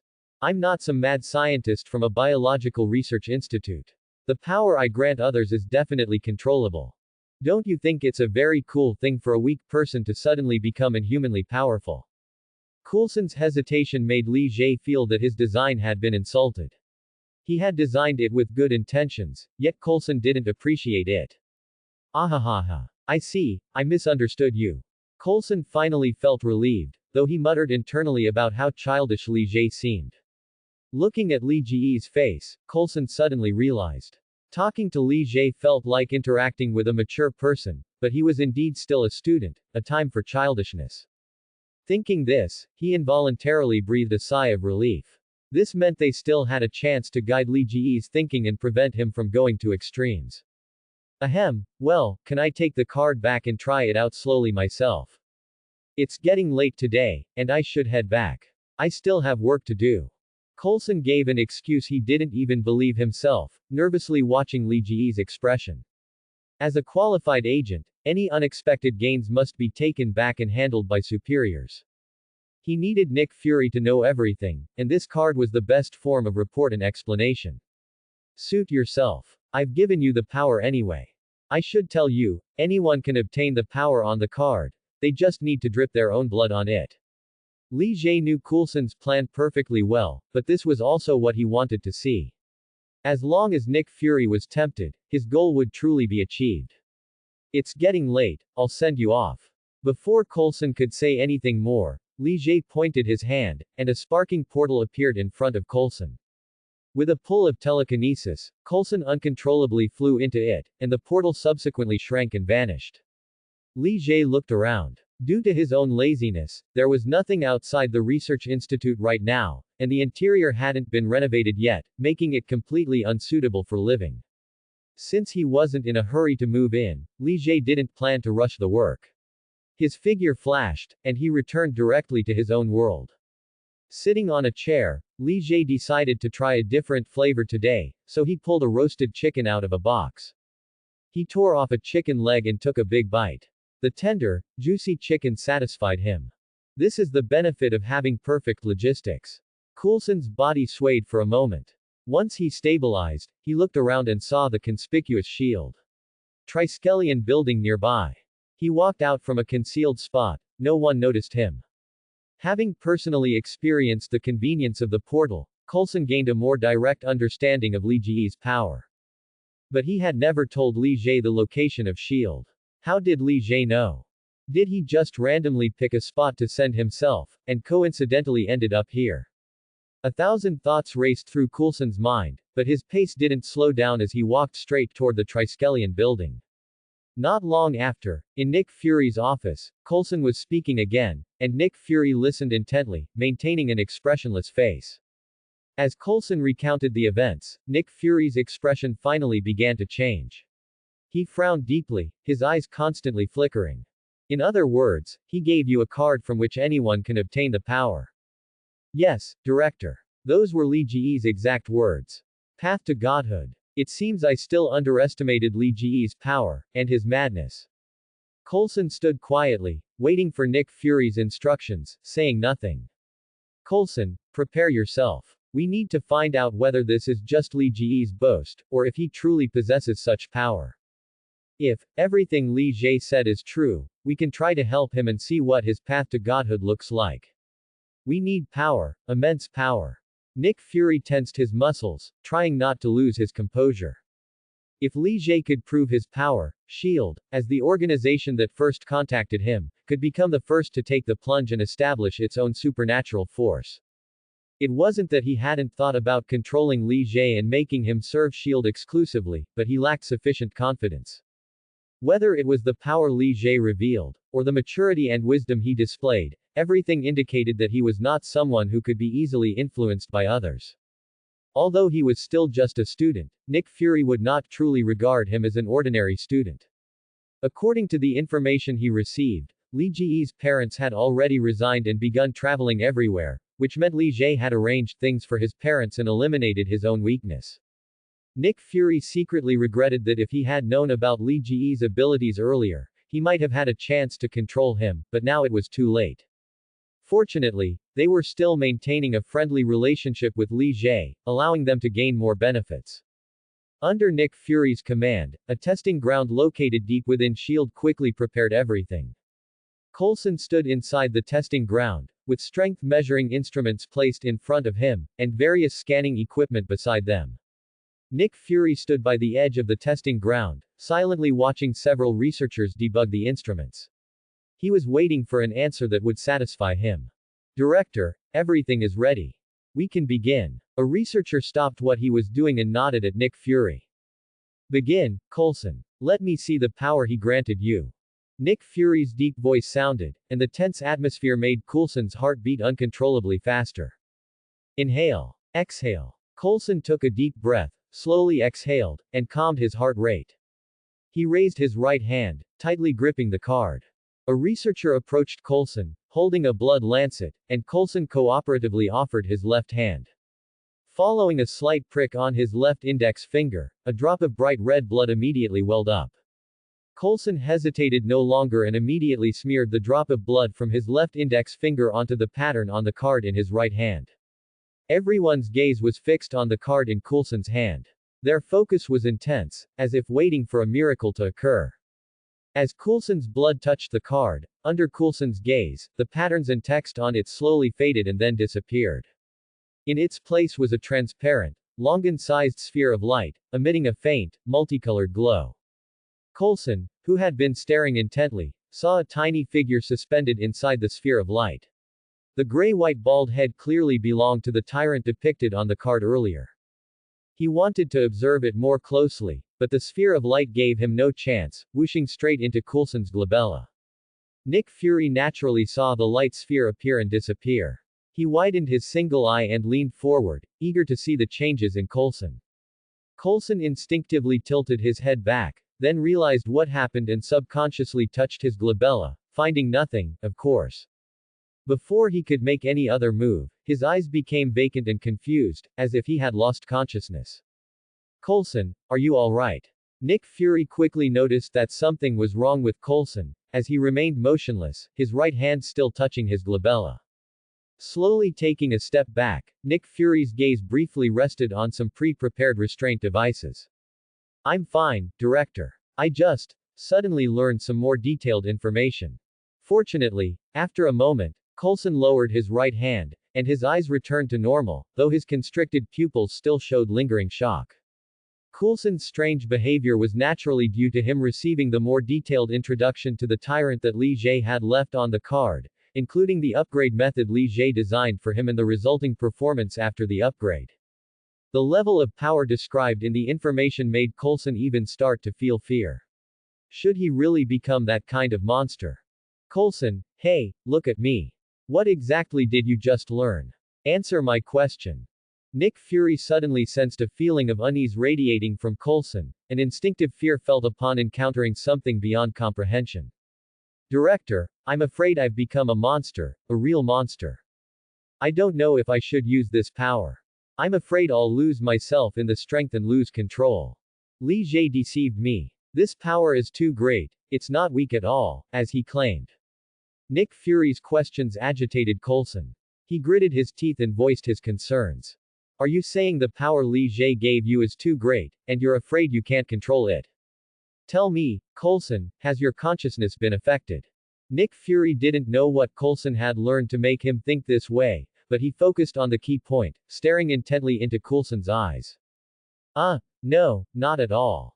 Coulson also realized that since his consciousness hadn't been affected, what exactly was he worrying about? Shouldn't he be happy instead? Wasn't this kind of powerful, upgradable strength exactly what he needed? Very good. Demonstrate the power you've received. Let me see just how powerful it is. Seeing the clear-eyed Coulson, Nick Fury secretly breathed a sigh of relief, though he maintained a composed expression outwardly. Understood, Director. Wait, are there any large-sized pants here? Coulson agreed and was about to start when he suddenly thought of something and quickly asked a researcher. The researcher gave Coulson a strange look but turned and left to find the large-sized pants he needed. Coulson followed him out. Nick Fury was ready to observe Coulson's transformation, but he didn't expect such a request. However, considering Coulson had just received detailed information, perhaps it was an effect of the power. When Coulson stood back in his previous spot, he had changed out of his suit, was bare-chested, and only wore a pair of trousers made of special material. Seeing Coulson's posture, Nick Fury's curiosity grew stronger. Coulson took a deep breath and nodded at Nick Fury. Several researchers immediately began monitoring the displays of their various instruments. As if it were breathing, Coulson now instinctively knew what to do. With the intention to use the power, Coulson's body began to respond, and the transformation started. Nick Fury watched as Coulson, who had been completely normal moments ago, began to grow taller and stronger. His skin changed from white to a cold, gray white. His muscles began to bulge and stretch into distinct plates, forming what looked like armor forged from muscle. With a narrow waist and long arms, 8-pack abs, and an inverted triangle physique, his formerly loose trousers were stretched taut by his powerful leg muscles. His height exceeded 2 meters, his eyes were completely gray-white, and his glowing bald head, combined with his expressionless face, gave off a powerful sense of oppression. Coulson hadn't made any movements yet, but the keratin layer on his body surface reflected a strange, metallic sheen under the lights. Tyrant. It certainly lives up to the name Tyrant. Nick Fury opened his mouth wide, looking at the fully transformed Coulson. That sense of oppression and power, even without any movement, assured him that this was absolutely a genuine tyrant. Coulson felt his current body, powerful. The explosive sense of strength made him hesitant to move, fearing he might accidentally injure Nick Fury and the others. Target energy reading has exceeded normal vital signs. Unknown energy fluctuation detected. Energy stable. Scan shows everything is normal.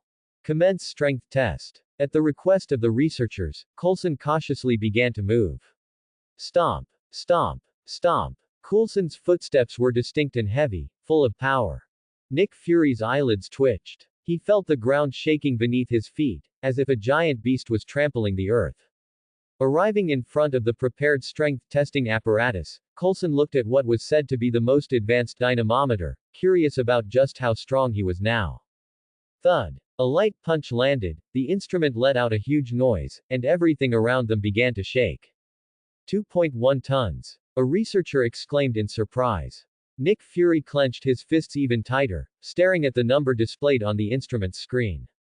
This already exceeded the limits of human strength, even surpassing Captain America's strength statistics. Moreover, judging by Coulson's performance just now, this was clearly only a fraction of his strength. This was simply astounding. One must remember, Coulson had told him that this was merely the weak power mentioned by Li Jie. If Li Jie could casually grant Coulson this kind of power, just how powerful was his true strength? Only now did Nick Fury truly abandon the idea of controlling Li Jie. Such a person could only be an ally, never an enemy. Then Nick Fury thought of something more. Since he could use supernatural power to exchange with Li Jie, or even have him specially design a power, could he also obtain great strength? As for the exchange, stronger supernatural power required an equally stronger supernatural power in return. Didn't S.H.I.E.L.D. possess the Tesseract, which they could never figure out how to study? Could he perhaps? Thud. 5.1 tons. Thud. 10.7 tons. Thud. 23.5 tons. Coulson continuously increased his strength, and the numbers displayed on the testing apparatus grew larger and larger. Everything around them shook violently, some even lifting off the ground. That's enough, Coulson. If you keep testing, this place will be unusable. Watching Coulson use more and more power, getting slightly carried away, Nick Fury, whose thoughts had been interrupted, quickly told him to stop. These instruments cost money. Director, I feel completely filled with power. This feeling is fantastic. Hearing Nick Fury's shout, Coulson suppressed his urge to unleash more power and spoke in a voice that had become somewhat deep. Stomp, stomp, stomp, tap. Coulson walked toward Nick Fury. As he approached, his body slowly transformed, and by the time he stood before Nick Fury, he had returned to his original appearance. Grumbled Tilda. Director, does the Shield cafeteria still have food now? Coulson stood barefoot in front of Nick Fury, rubbed his stomach, and asked awkwardly. Coulson, do you feel anything strange right now? Director, right now I feel like I could eat an entire cow. That's it. Yes, Director, but could you let me go find something to eat first? All right, thank you for your hard work, Coulson. Go eat now. Watching Coulson rush outside, Nick Fury felt a wave of excitement. Judging by Coulson's performance just now, the power Li Jie gave him was not only strong but also freely controllable, and currently showed no side effects.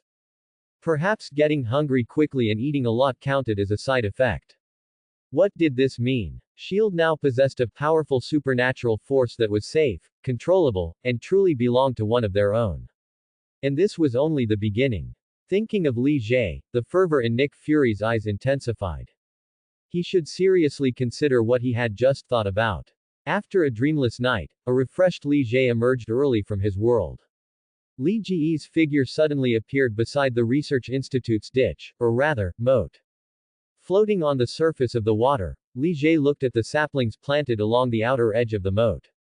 Some had grown large, while others hadn't reacted much, leaving gaps everywhere in the tree wall he had planned. He once again acted as a little fairy scattering immortal dust, making the saplings grow one by one. Flying back after a circuit, Li Jie nodded in satisfaction at the tree wall that now encircled the entire assimilated area.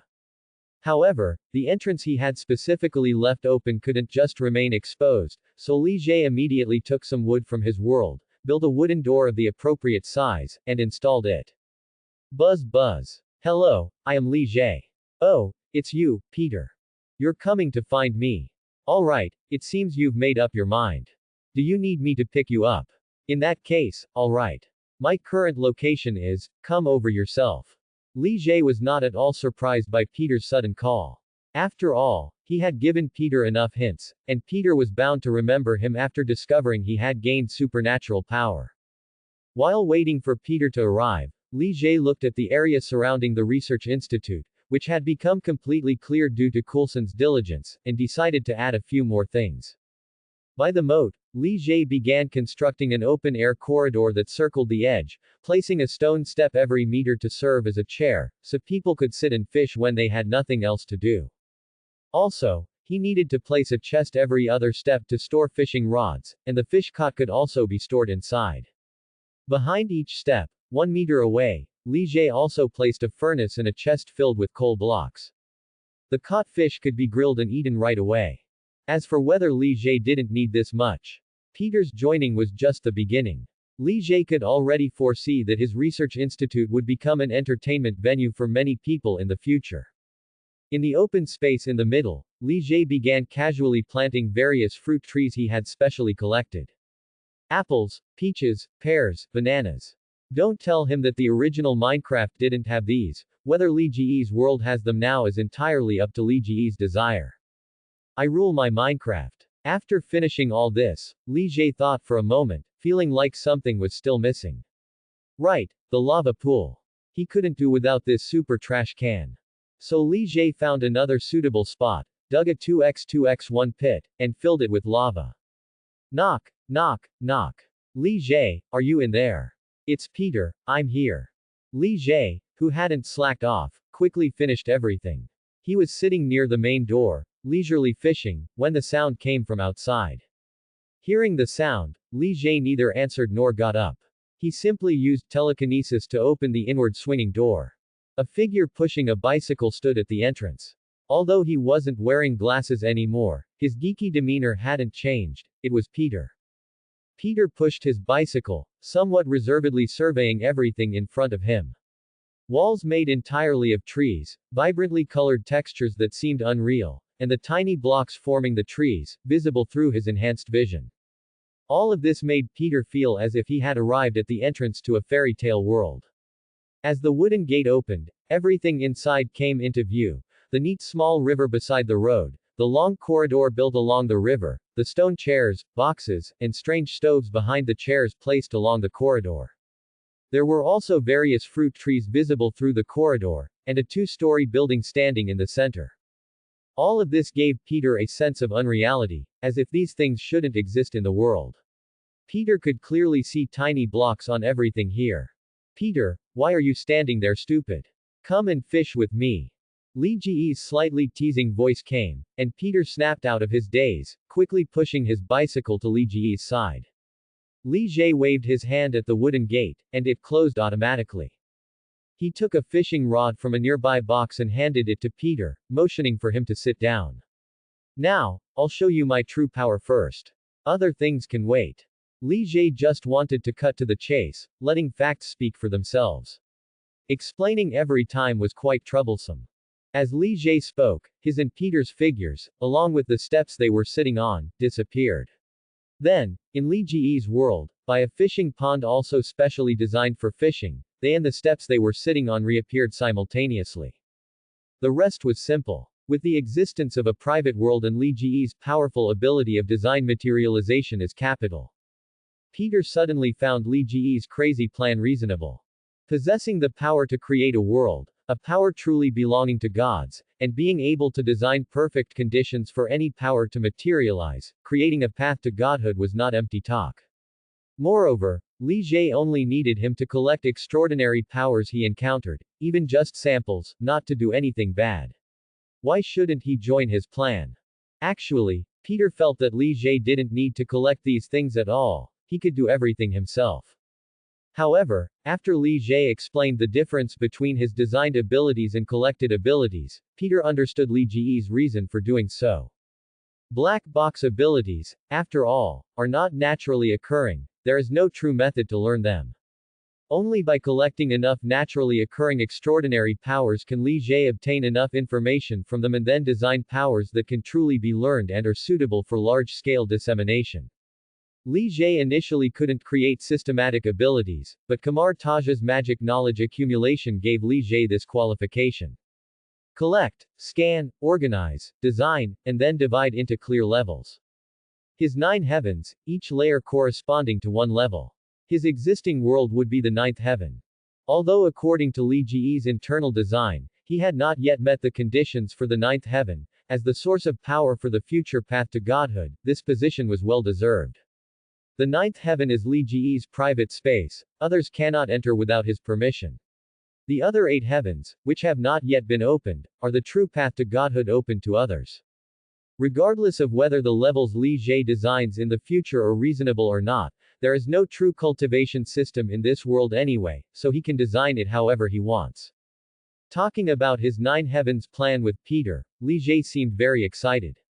Only in front of a friend like Peter would Li Jie talk about so many things. "Peter, do you know? I've actually already thought about what kind of power I'll use as the power others can obtain after I open up the first heaven. Captain America, you should be very familiar with him. He just happens to possess power that has reached the human limit. This perfectly matches the first level in my plan. I'm going to name this level, Perfected Body. The significance of this level is to compensate for physical defects, reach the limit of an ordinary body, and make oneself without obvious shortcomings." Li Jie told Peter all his thoughts about the first level, but looking at Peter, Li Jie added, "Of course, I'm talking about true ordinary people." Just now, Peter also told Li Jie about his changes.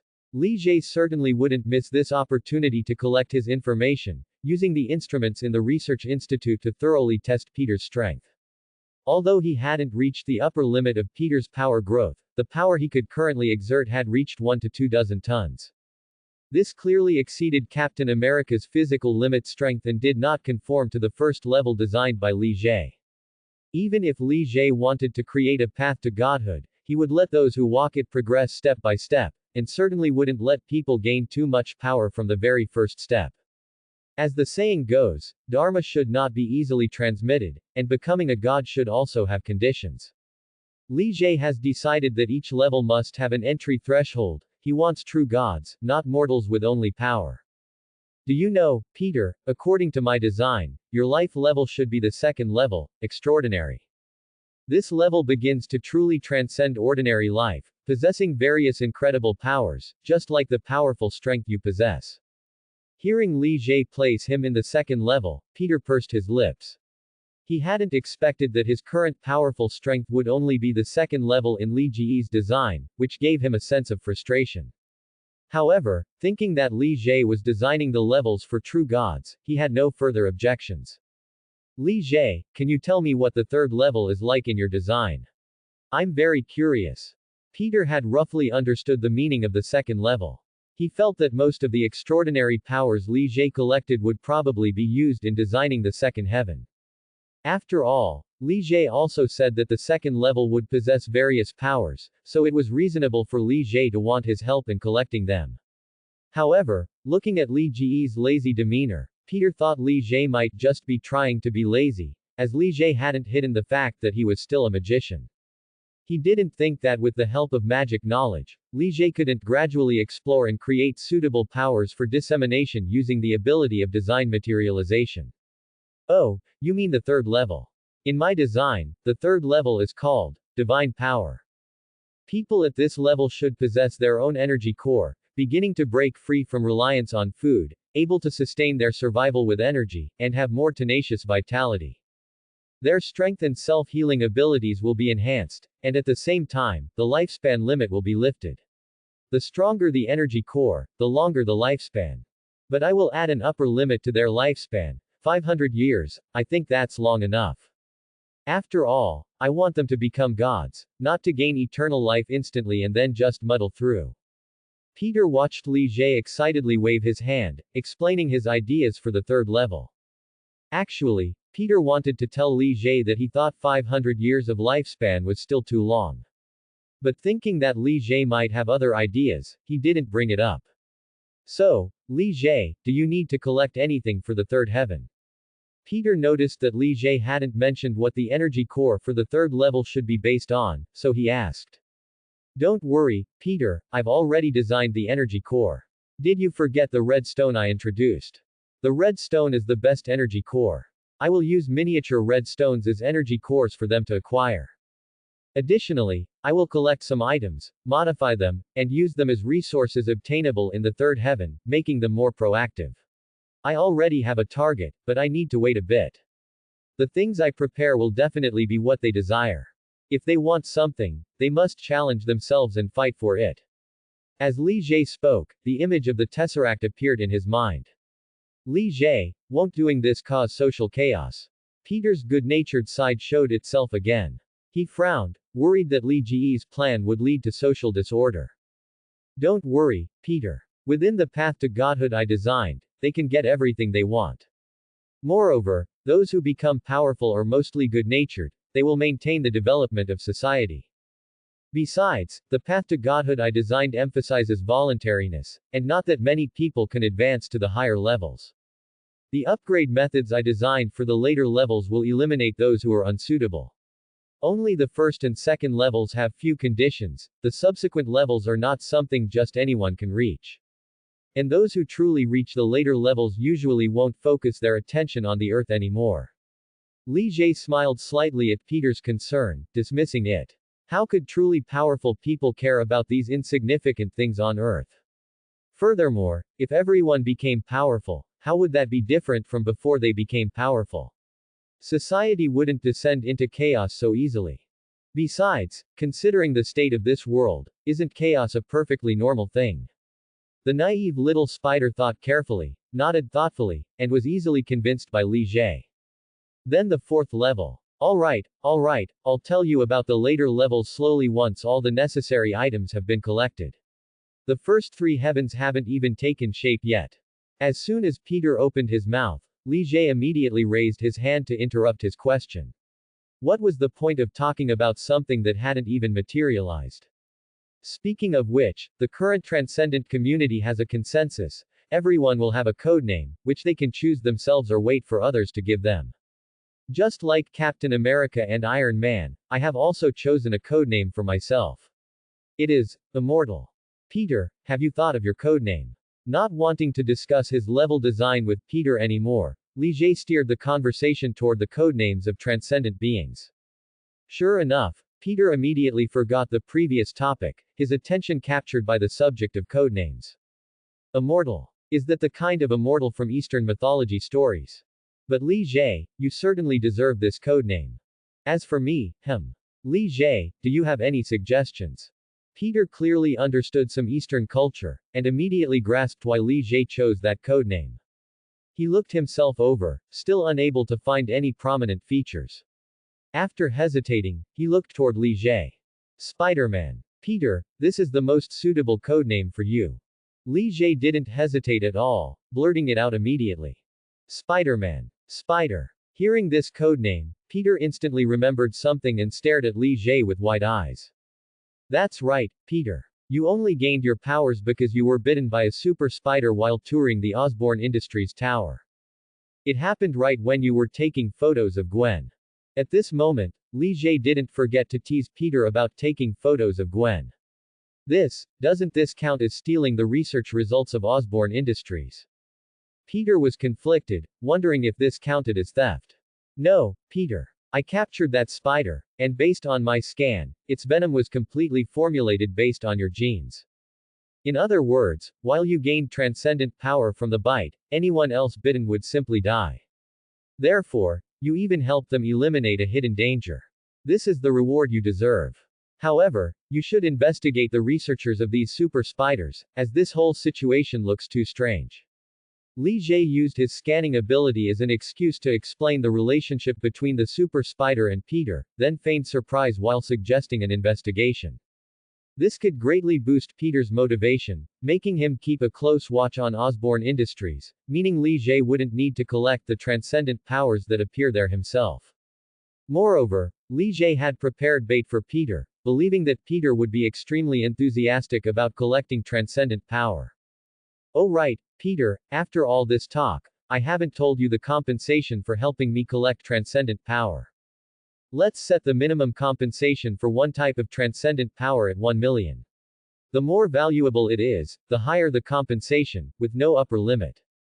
Ligier stated the compensation he planned to give him with a calm expression, as if talking about a negligible dime. 1 million. Ligier, are you kidding me? How can I take so much money from you? I just wanted to help. Peter was startled by Ligier's lavishness, quickly waving his hands and shaking his head in a panic. Listen, Peter, helping me collect transcendent power requires you to take risks, and one type of transcendent power can only be exchanged for compensation once. Most importantly, money is completely useless to me. I could fill the entire world with gold. But you are different. You need money to provide a better life for your uncle and aunt. They are old and need sufficient money to live out the rest of their years peacefully. And Gwen, your beautiful future also requires sufficient money. Ligier's expression was serious at this moment. He had long decided to change Peter's impoverished life. For him, it was an effortless matter, so why not do it? If it weren't for respecting Peter's pride, Ligier would have just given him the money directly. Alright, Ligier, you're right. I truly need money. Thank you, Ligier, you really are my best friend. Peter's expression shifted. Ligier's words had hit his weak spot precisely. He recalled that when Ligier introduced his world, he mentioned he could replicate anything with sufficient information, and clearly, gold wasn't difficult to obtain. Since Ligier could create worlds, he truly didn't need money and would never lack it. Thinking this, Peter felt relieved, and his expression returned to normal. He looked at Ligier gratefully, knowing Ligier was taking care of him, his friend. Peter, have you thought about how you're going to hide your identity? You can be a superhero, but you need to hide your identity. After all, you can't bring danger to your family. Ligier wanted to strike while the iron was hot and directly decide on Peter's uniform.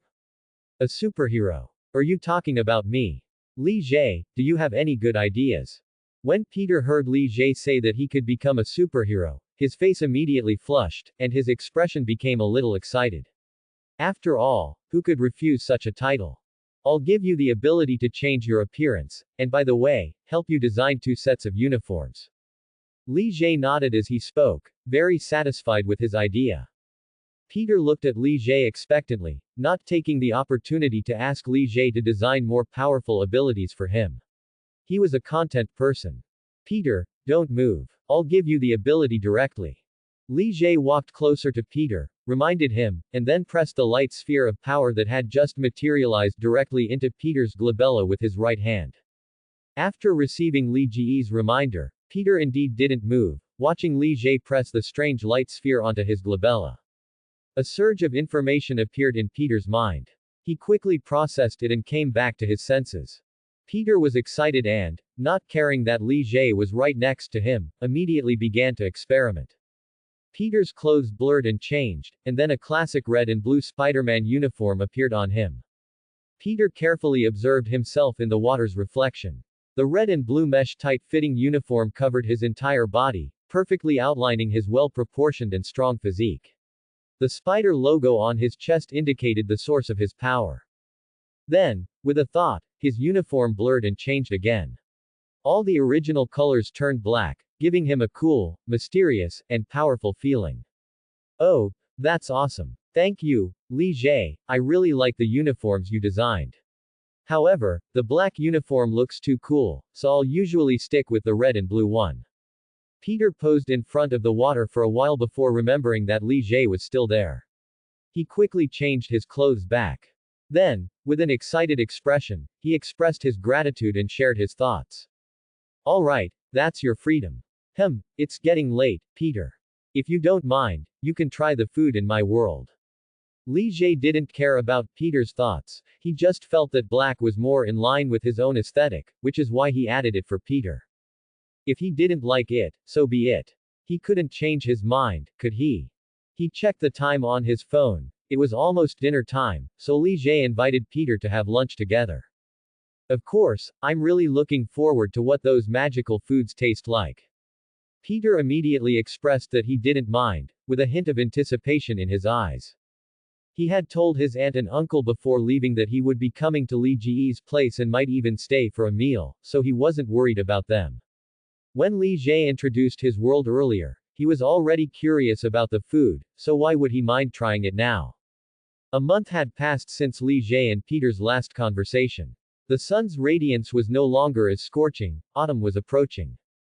During this time, Li Jie had holed himself up in his research institute, thoroughly studying the extraordinary powers of the mutants he had collected, and then integrating his ideas into the design of the second heaven. Of course, the above statement is only one aspect. In fact, Li Jie also categorized those abilities. Then, he simply and crudely divided them into three major categories: enhancement, control, and special. Enhancement can be further divided into physical enhancement and mental enhancement, control into direct control and indirect control, and special, needless to say, includes everything that goes beyond or simultaneously encompasses the scope of enhancement and control. The representative of physical enhancement is Beast. This requires no explanation. The representative of mental enhancement is Professor X. His ability to control people is merely a passive ability of his powerful mind. The representative of direct control is Magneto, who directly controls metal and magnetic fields.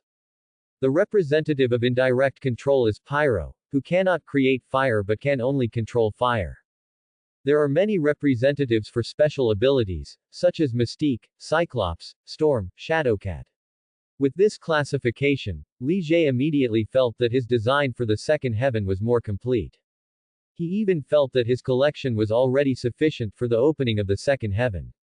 However, Li Jie always wanted to gather all the basic elemental abilities, such as metal, wood, water, fire, earth, light, darkness, wind, and thunder.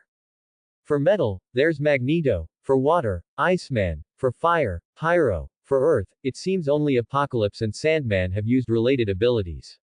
As for wood, Li Jie could only think of Groot from the Guardians of the Galaxy for now. And for light and darkness, Li Jie already had reference targets: the magic of Kamar Taj and the as yet unseen Dormammu. Finally, for wind and thunder, Storm's wind is good, but thunder is a bit forced. Li Jie was interested in Thor's power, which barely matched the status of thunder in Li Jie's mind. After all, Li Jie himself was sent to this world by a tiny tribulation thunder. Li Jie was already considering whether he should visit other parallel universes, as some things are currently unavailable in this world but exist in other universes. This is not a problem for Li Jie, he can perfectly design an ability to travel through parallel universes. Otherwise, Li Jie would have to wait a long time to collect information on all these abilities. Currently, the missing elemental ability information includes earth, wood, darkness, and thunder. As for those who possess them, Apocalypse is still nowhere to be seen, Sandman needs Peter to collect, Groot is probably still with Rocket in some corner of the universe, Dormammu has to wait until Strange graduates and is summoned by Caecilius, and Thor should be arriving soon, but he only represents one element. As Li Jie thought this, he immediately felt an urge to go to a parallel universe. Otherwise, his second heaven would not meet his expectations, and he didn't want to open an incomplete second heaven. Collecting complete elemental ability information is very necessary, his path to godhood needs them. Once these elemental abilities are gathered, he can open the second heaven to others. Special abilities can be collected slowly, as elemental abilities are the mainstream. Regarding the information about the Captain America serum needed for the first heaven, Li Jie also didn't want to wait for S.H.I.E.L.D. to dig him out of the ice. Are there really fewer Captain Americas in parallel universes? Hey! Thinking about it this way, after a trip through parallel universes, he could open both the first and second heavens, and perhaps even collect the items needed for the later heavens. Li Jie began to seriously consider his parallel universe journey. He also had an idea. He could bring some people with him to broaden their horizons, which would also make it easier for them to accept his path to godhood when he opened it in the future. Li Jie had already made up his mind to go explore the parallel universe. And then, he started slacking off. According to his thinking, since the plan was already set, and he had been busy for so long, shouldn't he be able to rest a little? With this mindset, Li Jie was no longer in a hurry to collect other extraordinary powers, spending his days wandering around. As for his status as a Mutant Academy student, since Professor and the others had no objections, and Li Jie wasn't the type to honestly stay put and study useless knowledge. Thus, his student status had become purely ornamental. Speaking of which, thanks to Li Jie's previous assistance, the greening of Krakoa had achieved some results, and combined with the creatures collected by the X-Men, a fragile ecosystem was slowly taking shape. Although Li Jie didn't look into the details, during his occasional visits for observation, he had already seen some unfamiliar mutants busy with transformation and construction inside. These must be mutants transferred in by the X-Men and the Brotherhood of Mutants. By the river on the plains, some basic living facilities were already in place, enough to support the basic operation of a small town. From this, Li Jie could tell that these mutants were genuinely and actively participating in the construction of Krakoa, otherwise, the X-Men alone couldn't possibly achieve such speed. This was exactly what Li Jie hoped to see. He was very much looking forward to what a society composed entirely of mutants would become. It is worth mentioning that in the center of the living facilities, a tall, rough sculpture was slowly taking shape. Looking at the sculpture's outline, Li Jie felt it strongly resembled himself. After all, with the simple ponytail and the vaguely discernible unique mage robe, he was the only one who dressed like that. When Li Jie observed the sculpture, the mutants who saw him instinctively showed looks of reverence. After randomly finding someone to ask, Li Jie confirmed that this was indeed a sculpture of himself. Professor and the others did not hide the fact that Li Jie had created Krakoa. On the contrary, they publicized Li Jie's power and his contribution to the mutants to those who came to Krakoa. Even Magneto's Brotherhood of Mutants had no objection and did the same. Professor and Magneto intended to make Li Jie the new generation leader of the mutants, or, even if Li Jie didn't want the role, they could make him the mutants' object of worship. In fact, even without their promotion, the mutants who learned about the existence of Krakoa and Li Jie spontaneously developed faith in him. After all, God had not saved them, but Li Jie had genuinely opened up Krakoa for them. This resulted in Li Jie leaving seeds of hope and faith in the hearts of those mutants, even though very few of them had actually met him. What could Li Jie say about this? Of course, he could only accept the faith of those mutants as a matter of course. Speaking of which, a true god should indeed have followers, and for Li Jie, these mutants were the best source of faith. When the path to godhood is fully paved in the future, who knows how many people will believe in Li Jie. It was another leisurely day, and Li Jie found a cafe near the street to pass the time. Peter, aren't you planning on becoming a superhero? Why haven't I seen you out fighting crime for so long? I was hoping you'd promote the uniform I designed. The rich aroma of coffee hung in the air. Li Jie was stirring his coffee with one hand and holding the phone with the other, talking to Peter.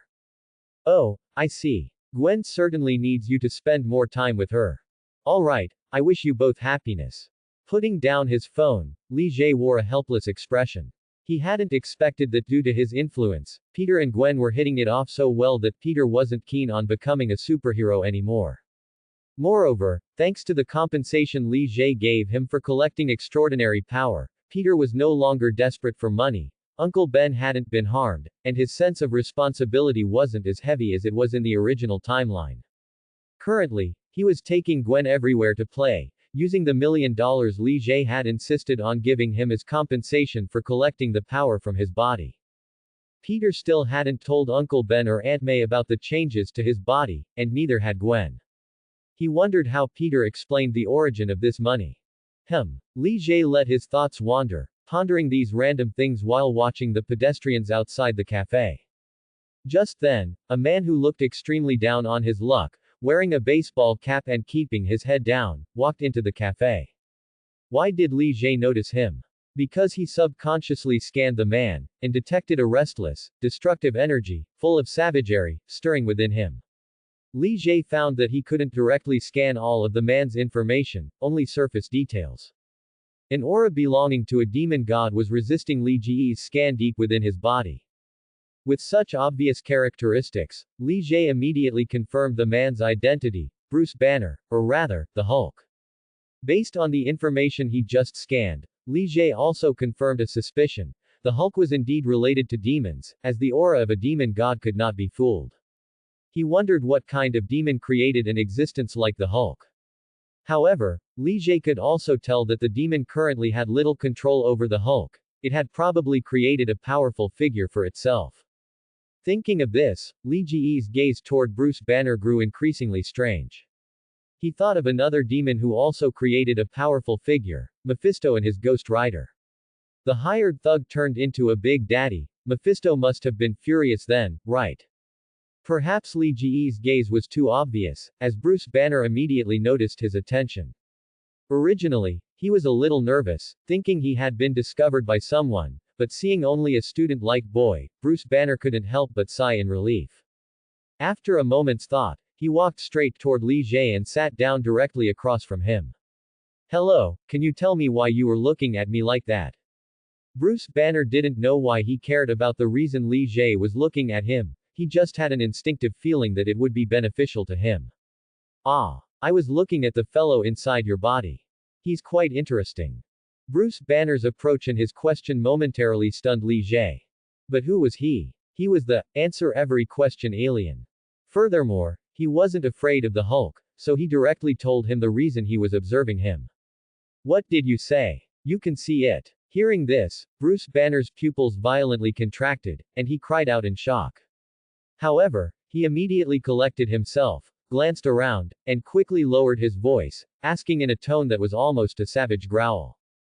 Bruce Banner felt his heart begin to pound violently, veins bulging on his neck as if something alive was squirming beneath, and a strange green light flickered in his eyes. Sir, you don't look very well right now. Do you need me to call a doctor?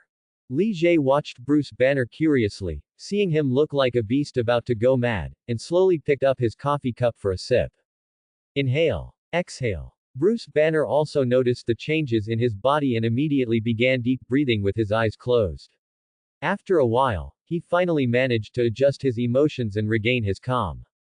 When he opened his eyes again, the strange green light was gone, and the veins on his neck had subsided.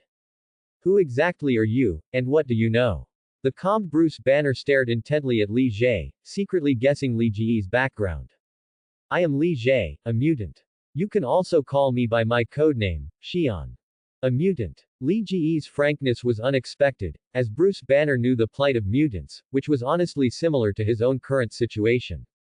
However, his worries were greatly reduced, and he was no longer surprised that Li Jie could discern his condition.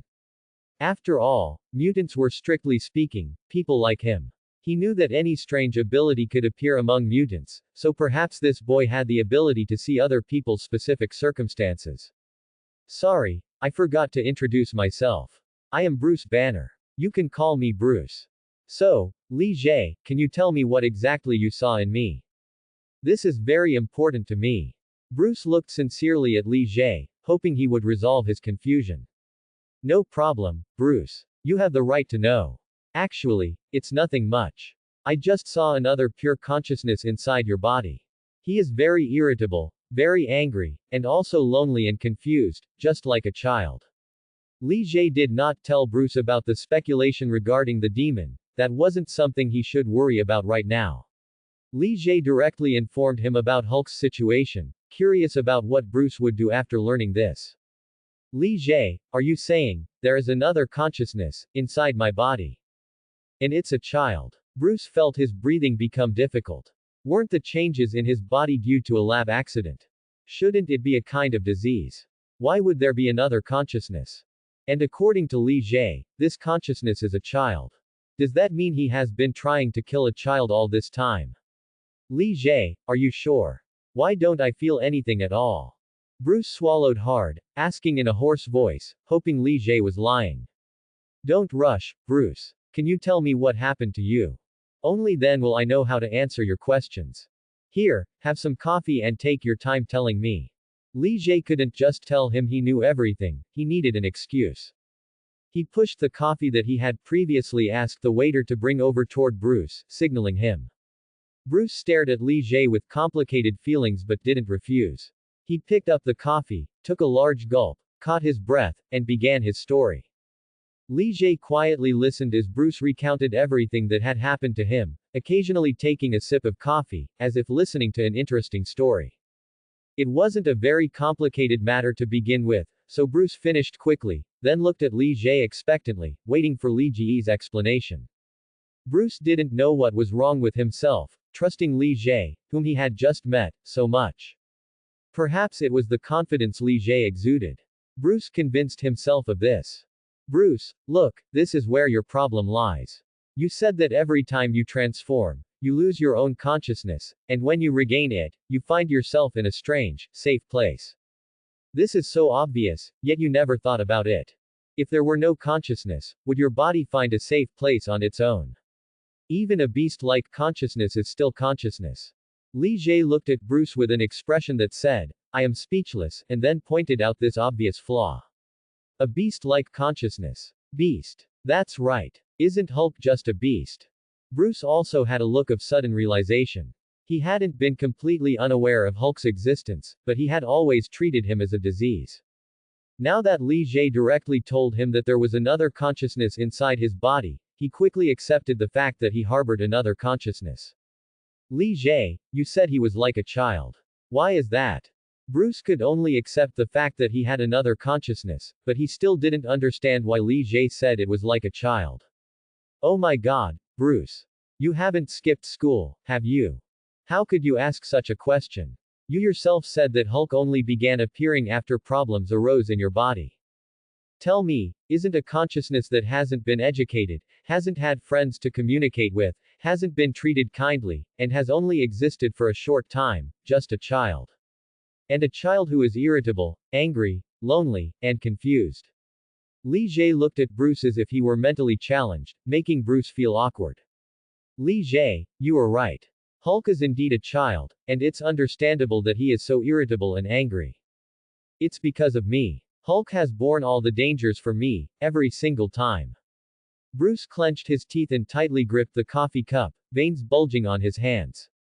As a man with numerous doctor degrees, once he had a clear line of thought, Bruce immediately deduced Hulk's situation. But this did not make him happy, instead, it made him feel guilty. Only he knew how many dangers he had gone through during this period, and Hulk had borne all of it for him.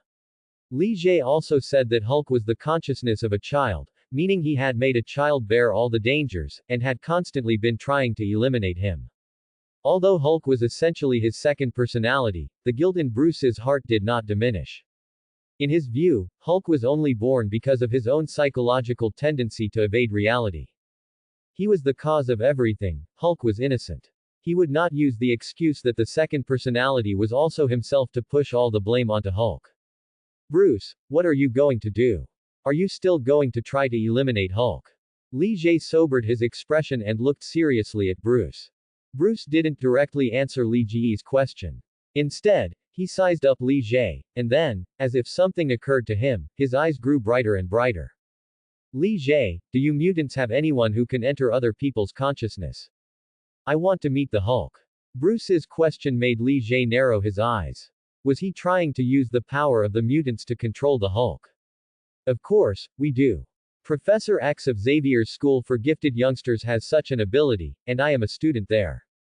Do you need me to take you? Li Jie was happy to see Bruce, abducted, to the Mutant Academy. Such an excellent researcher being hunted by the military was simply too wasteful. He could join the X-Men, and Krakoa could also be revealed to him, which would surely accelerate Krakoa's construction. As for the Avengers, what did that have to do with Li Jie? That's great. Let's go immediately. I can't wait to have a good talk with the Hulk. Bruce became excited after getting a definite answer. Fortunately, he immediately controlled his emotions, otherwise the Hulk would have emerged. Rumble. Thump. Thump thump thump. What's happening over there? Is it a terrorist attack? Just as Li Jie was about to agree, a commotion suddenly erupted in the distance, and both their gazes immediately turned towards the street. Because the cafe faced the street, they couldn't see things far down either side of the street. They could only see some panicked crowds running across the street. Hulk. Come out. Coward. Bang bang bang. Fight me. I'm going to twist off your head. A beast-like roar of words came, accompanied by loud smashing sounds. Bruce, the Hulk's fan is looking for him. He's really crazy. Li Jie looked at Bruce teasingly, still in the mood to joke. It's Mr. Blue. He has my blood samples, and he's actually using my blood for human experiments. Bruce said with a grim expression. He thought Mr. Blue must not have listened to his warning and used his blood samples for human experiments. But who was the owner of this voice? How did he know the Hulk? Could it be someone from the military? After all, only the military had come into contact with the Hulk. Let's go, Bruce, I'll go with you to check out the situation. Don't worry, I can guarantee our safety. Li Jie had already guessed that the abomination must have been born, and his butterfly effect had already begun to influence the original timeline. Bruce hadn't yet found Mr. Blue with the intention of eliminating the Hulk, but Bronski, who sought great power out of jealousy for the Hulk's strength, had already found Mr. Blue and become the abomination. Walking out of the cafe, Li Jie led Bruce directly towards the most obvious source of the sound. The people around them seemed not to see them, passing directly through them. This is truly amazing. Is this also one of your abilities? Bruce, who had been somewhat worried, had initially thought that the people rushing towards them had gone mad, but he didn't expect them to pass directly through him and Li Jie. Lowering the hand he had instinctively used to cover his face, Bruce curiously ran his hand through the running crowd. They seemed to exist in another world, unable to see or touch him and Li Jie. This was one of the abilities Li Jie had incorporated into his eyes, designed by combining Kamui from the Eye Legends and Kamar Taja's mirror dimension. It allowed Li Jie and everything around him to enter another space, where they could see everything outside and move freely, while people outside could not see or touch them. A true peeping artifact. Attention, Bruce, we're taking off. What? Ah, we're really flying. Bruce looked at Li Jie in confusion, and then, without any visible action from Li Jie, their bodies gently lifted off the ground. Li Jie ignored Bruce's surprise, using telekinesis to control their bodies towards the abomination. The abomination's figure was already clearly visible, its yellowish-brown skin so conspicuous, with sharp, ferocious bone spurs on its back that seemed to pierce one's gaze. Li Jie chose a suitable rooftop and flew down. Bruce immediately leaned over the railing, his gaze fixed on the abomination, his expression very serious. From here, it was clear that the street was a mess, with craters smashed into the ground by the abomination, and shattered concrete fragments splattered everywhere. Some unlucky vehicles were even directly used as toys by the abomination and smashed into scrap metal, with some parts even flying onto the rooftop where Li Jie and his companion stood. Bruce looked at the abomination angrily, wanting to do something, but then remembered that the Hulk was still a child, and began to hesitate again. He hoped to stop the abomination, but he didn't want the Hulk to suffer more pain for him, which made his expression very conflicted. Bruce, don't call out the Hulk. I'll find you a helper. Li Jie saw Bruce's dilemma, which made him appreciate Bruce even more. It was rare to find someone who could truly care for others and control themselves. Coincidentally, Coulson hadn't contacted him for a while, and the power he had given him was just right for this situation. Li Jie directly made the decision for Coulson unilaterally. Bruce turned his head, looking at Li Jie in confusion. Where was this helper from? Li Jie pointed his right index finger forward, and a spark portal appeared. Just as Bruce's eyes widened, the portal shifted horizontally and disappeared, but a figure appeared where the portal vanished. In Nick Fury's office at S.H.I.E.L.D., Nick Fury watched the fleeting portal and the vanished Coulson. Even his expressionless face revealed some helplessness. It was clearly Li Jie, this powerful mutant student, who did it. He must have decided on Coulson, always looking for him whenever something happened. Just now, Coulson was reporting to him about the abomination. Such overt displays of extraordinary power, S.H.I.E.L.D., as the agency specifically managing these matters, naturally reacted very quickly. Nick Fury had a premonition that Li Jie was looking for Coulson because of the abomination. This was his intuition as the king of agents. Hill, based on Coulson's report just now, use our satellites to pinpoint the location and send me the footage. I need to see everything that's happening there. Nick Fury immediately contacted Maria Hill, instructing her to activate SHIELD's exclusive satellite. Coulson, let me see just how far the power Li Jie gave you can go. General Ross. It must be another mess created by the military, HMPH. Nick Fury had pretty much guessed the whole story. After all, S.H.I.E.L.D. had also been keeping an eye on the Hulk's whereabouts. Coulson was reporting to Nick Fury about the abomination when he suddenly saw a familiar portal. Before he could react, the portal automatically shifted over and swallowed him whole. As soon as he looked up, he saw Li Jie smiling broadly, and beside him was a man whose pupils contracted upon seeing him. As a senior agent, he knew about the existence of the Hulk. However, Coulson quickly realized that he was no longer an ordinary person. Why should he be afraid of him? He was already quite familiar with the power Li Jie had given him, and he didn't think it would be inferior to the Hulk's. Li Jie, couldn't you have notified me beforehand? Wait, is that? Tell me, what do you need my help with? I certainly won't refuse. Coulson nodded at Bruce, observed his surroundings, and then looked at Li Jie with a wry smile. Haha, long time no see, Coulson. How is it? The power I gave you is pretty good, right? Do you want to go and compete with that big guy? Don't worry, there's a reward. Hearing Li Jie ask him to deal with the abomination, Coulson immediately frowned and remained silent. How could an agent appear in such a high-profile location? However, as soon as Li Jie mentioned a reward, Coulson was visibly tempted. Li Jie's rewards would certainly not disappoint him. After all, Li Jie was someone who could call Coulson's current power weak. Perhaps he could get a new ability card. Coulson, can you hear me? Agree to him, we need his reward. At this moment, Nick Fury's voice came through the miniature earpiece he was wearing. Coulson's brow relaxed. Nick Fury's order removed any reservations he had. Li Jie, I really don't know how to refuse you. I hope your reward gives me a surprise. After Coulson finished speaking, he prepared to transform into his tyrant form. He was also looking forward to using his power to the fullest. Coulson, wait a moment. You probably don't have a suitable uniform yet, right? You aren't planning to fight him bare-chested, are you? Perfect. I previously designed a disguise ability, which has no other function besides changing clothes. Since you are here to fight for me, I can't let you go bare-chested. I'm giving you the uniform that matches your ability's image as the disguise ability. You represent my design, so your image must be good. Li Jie scrutinized Coulson, saw the ordinary suit he was wearing, and quickly used telekinesis to press him down. Then, while speaking, he approached Coulson and pressed a sphere of light directly into his glabella. Only after completing all of this did Li Jie release Coulson, looking at him with the satisfied gaze of someone viewing a masterpiece. The feeling of being easily controlled by Li Jie just now left Coulson shocked. He tried, but he couldn't even use his tyrant ability. However, thinking of Li Jie's immense powers, and that his own abilities originated from him, he calmed down.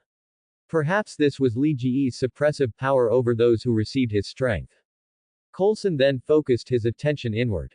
If he understood correctly, the sphere of light Li Jie pressed into his glabella was the disguise ability. It seemed that these spheres of light were the true form of the power Li Jie granted others, and the cards he received before were more like a storage method. Coulson secretly noted this information. The information about this ability was minimal. It could only change clothes into a fixed uniform appearance and adjust it to fit the physique. Coulson simply narrowed his eyes and returned to normal. Without Li Jie urging him, he activated the ability. His suit blurred and changed, then sharpened again, transforming into a black, tight, belted, double-breasted leather military greatcoat. Coulson originally gave off a feeling of amiability, but now he exuded a sense of solemnity, might, and dominance. Bruce, who had been watching Li Jie and Coulson talk, saw Coulson change his appearance in the blink of an eye and gave Li Jie a deep look. Through their conversation, he had already guessed that Li Jie could grant power to others. Go, Coulson. You are the tyrant, how can you not have a military uniform? Li Jie was very satisfied with Coulson's current appearance. The tyrant and a military greatcoat were a perfect match. Examining the military greatcoat on his body, Coulson couldn't help but curve his lips upward. He was also very pleased with this uniform, as it fit his designation as the tyrant. Today, let his name as the tyrant be confirmed. Looking at the abomination still casually destroying things on the street, Coulson nodded at Li Jie and walked straight toward the railing. Grabbing the railing, Coulson flipped over and stood on top of it. He felt his heart begin to beat intensely. Under Bruce's astonished gaze, Coulson's body gradually swelled up, his skin turned grayish-white, and he became bald. With a height of about 2.5 meters and a massive physique, the current Coulson was full of power and imposing presence. The black military greatcoat added to his mighty and imposing stature. Without hesitation, Coulson jumped directly from the rooftop, which was over 10 meters high. He was full of confidence in the power he possessed. Boom! A dull, loud crash sounded from below. Coulson straightened up on a patch of shattered concrete. Bruce and Li Jie both leaned over the railing, looking down, anticipating Coulson's performance. What are you? Where is the Hulk? Tell him to come out. Not far away, the abomination, who had just thrown a car, heard the movement and turned around, spotting Coulson. However, he clearly didn't take Coulson seriously. His fierce face was full of disdain, and all he cared about was the Hulk. Thud, thud, thud. Coulson was an agent, why would he engage in trash talk? He simply walked unhurriedly toward the abomination, his heavy footsteps clearly resounding. In the distance, a helicopter was flying toward the location. General Ross, who had been watching the abomination through binoculars, immediately noticed Coulson's appearance. Inadvertently, he even saw Bruce and Li Jie leaning over the rooftop. Bruce, have you finally stopped running? Fool Bronski. Once I deal with you, I'll go capture Bruce. The Hulk belongs to the military, and you won't escape. Who is that guy wearing the military greatcoat? Could he be a secret research result from another branch of the military? Never mind. Soldier, get closer. Let me see what he intends to do. General Ross was still so obsessed with the Hulk. Even with the abomination, he was still thinking about him. Coulson's appearance caused him to speculate, especially the military greatcoat he wore, making him suspect that Coulson might be a secret research result from another branch of the military. Thanks for watching.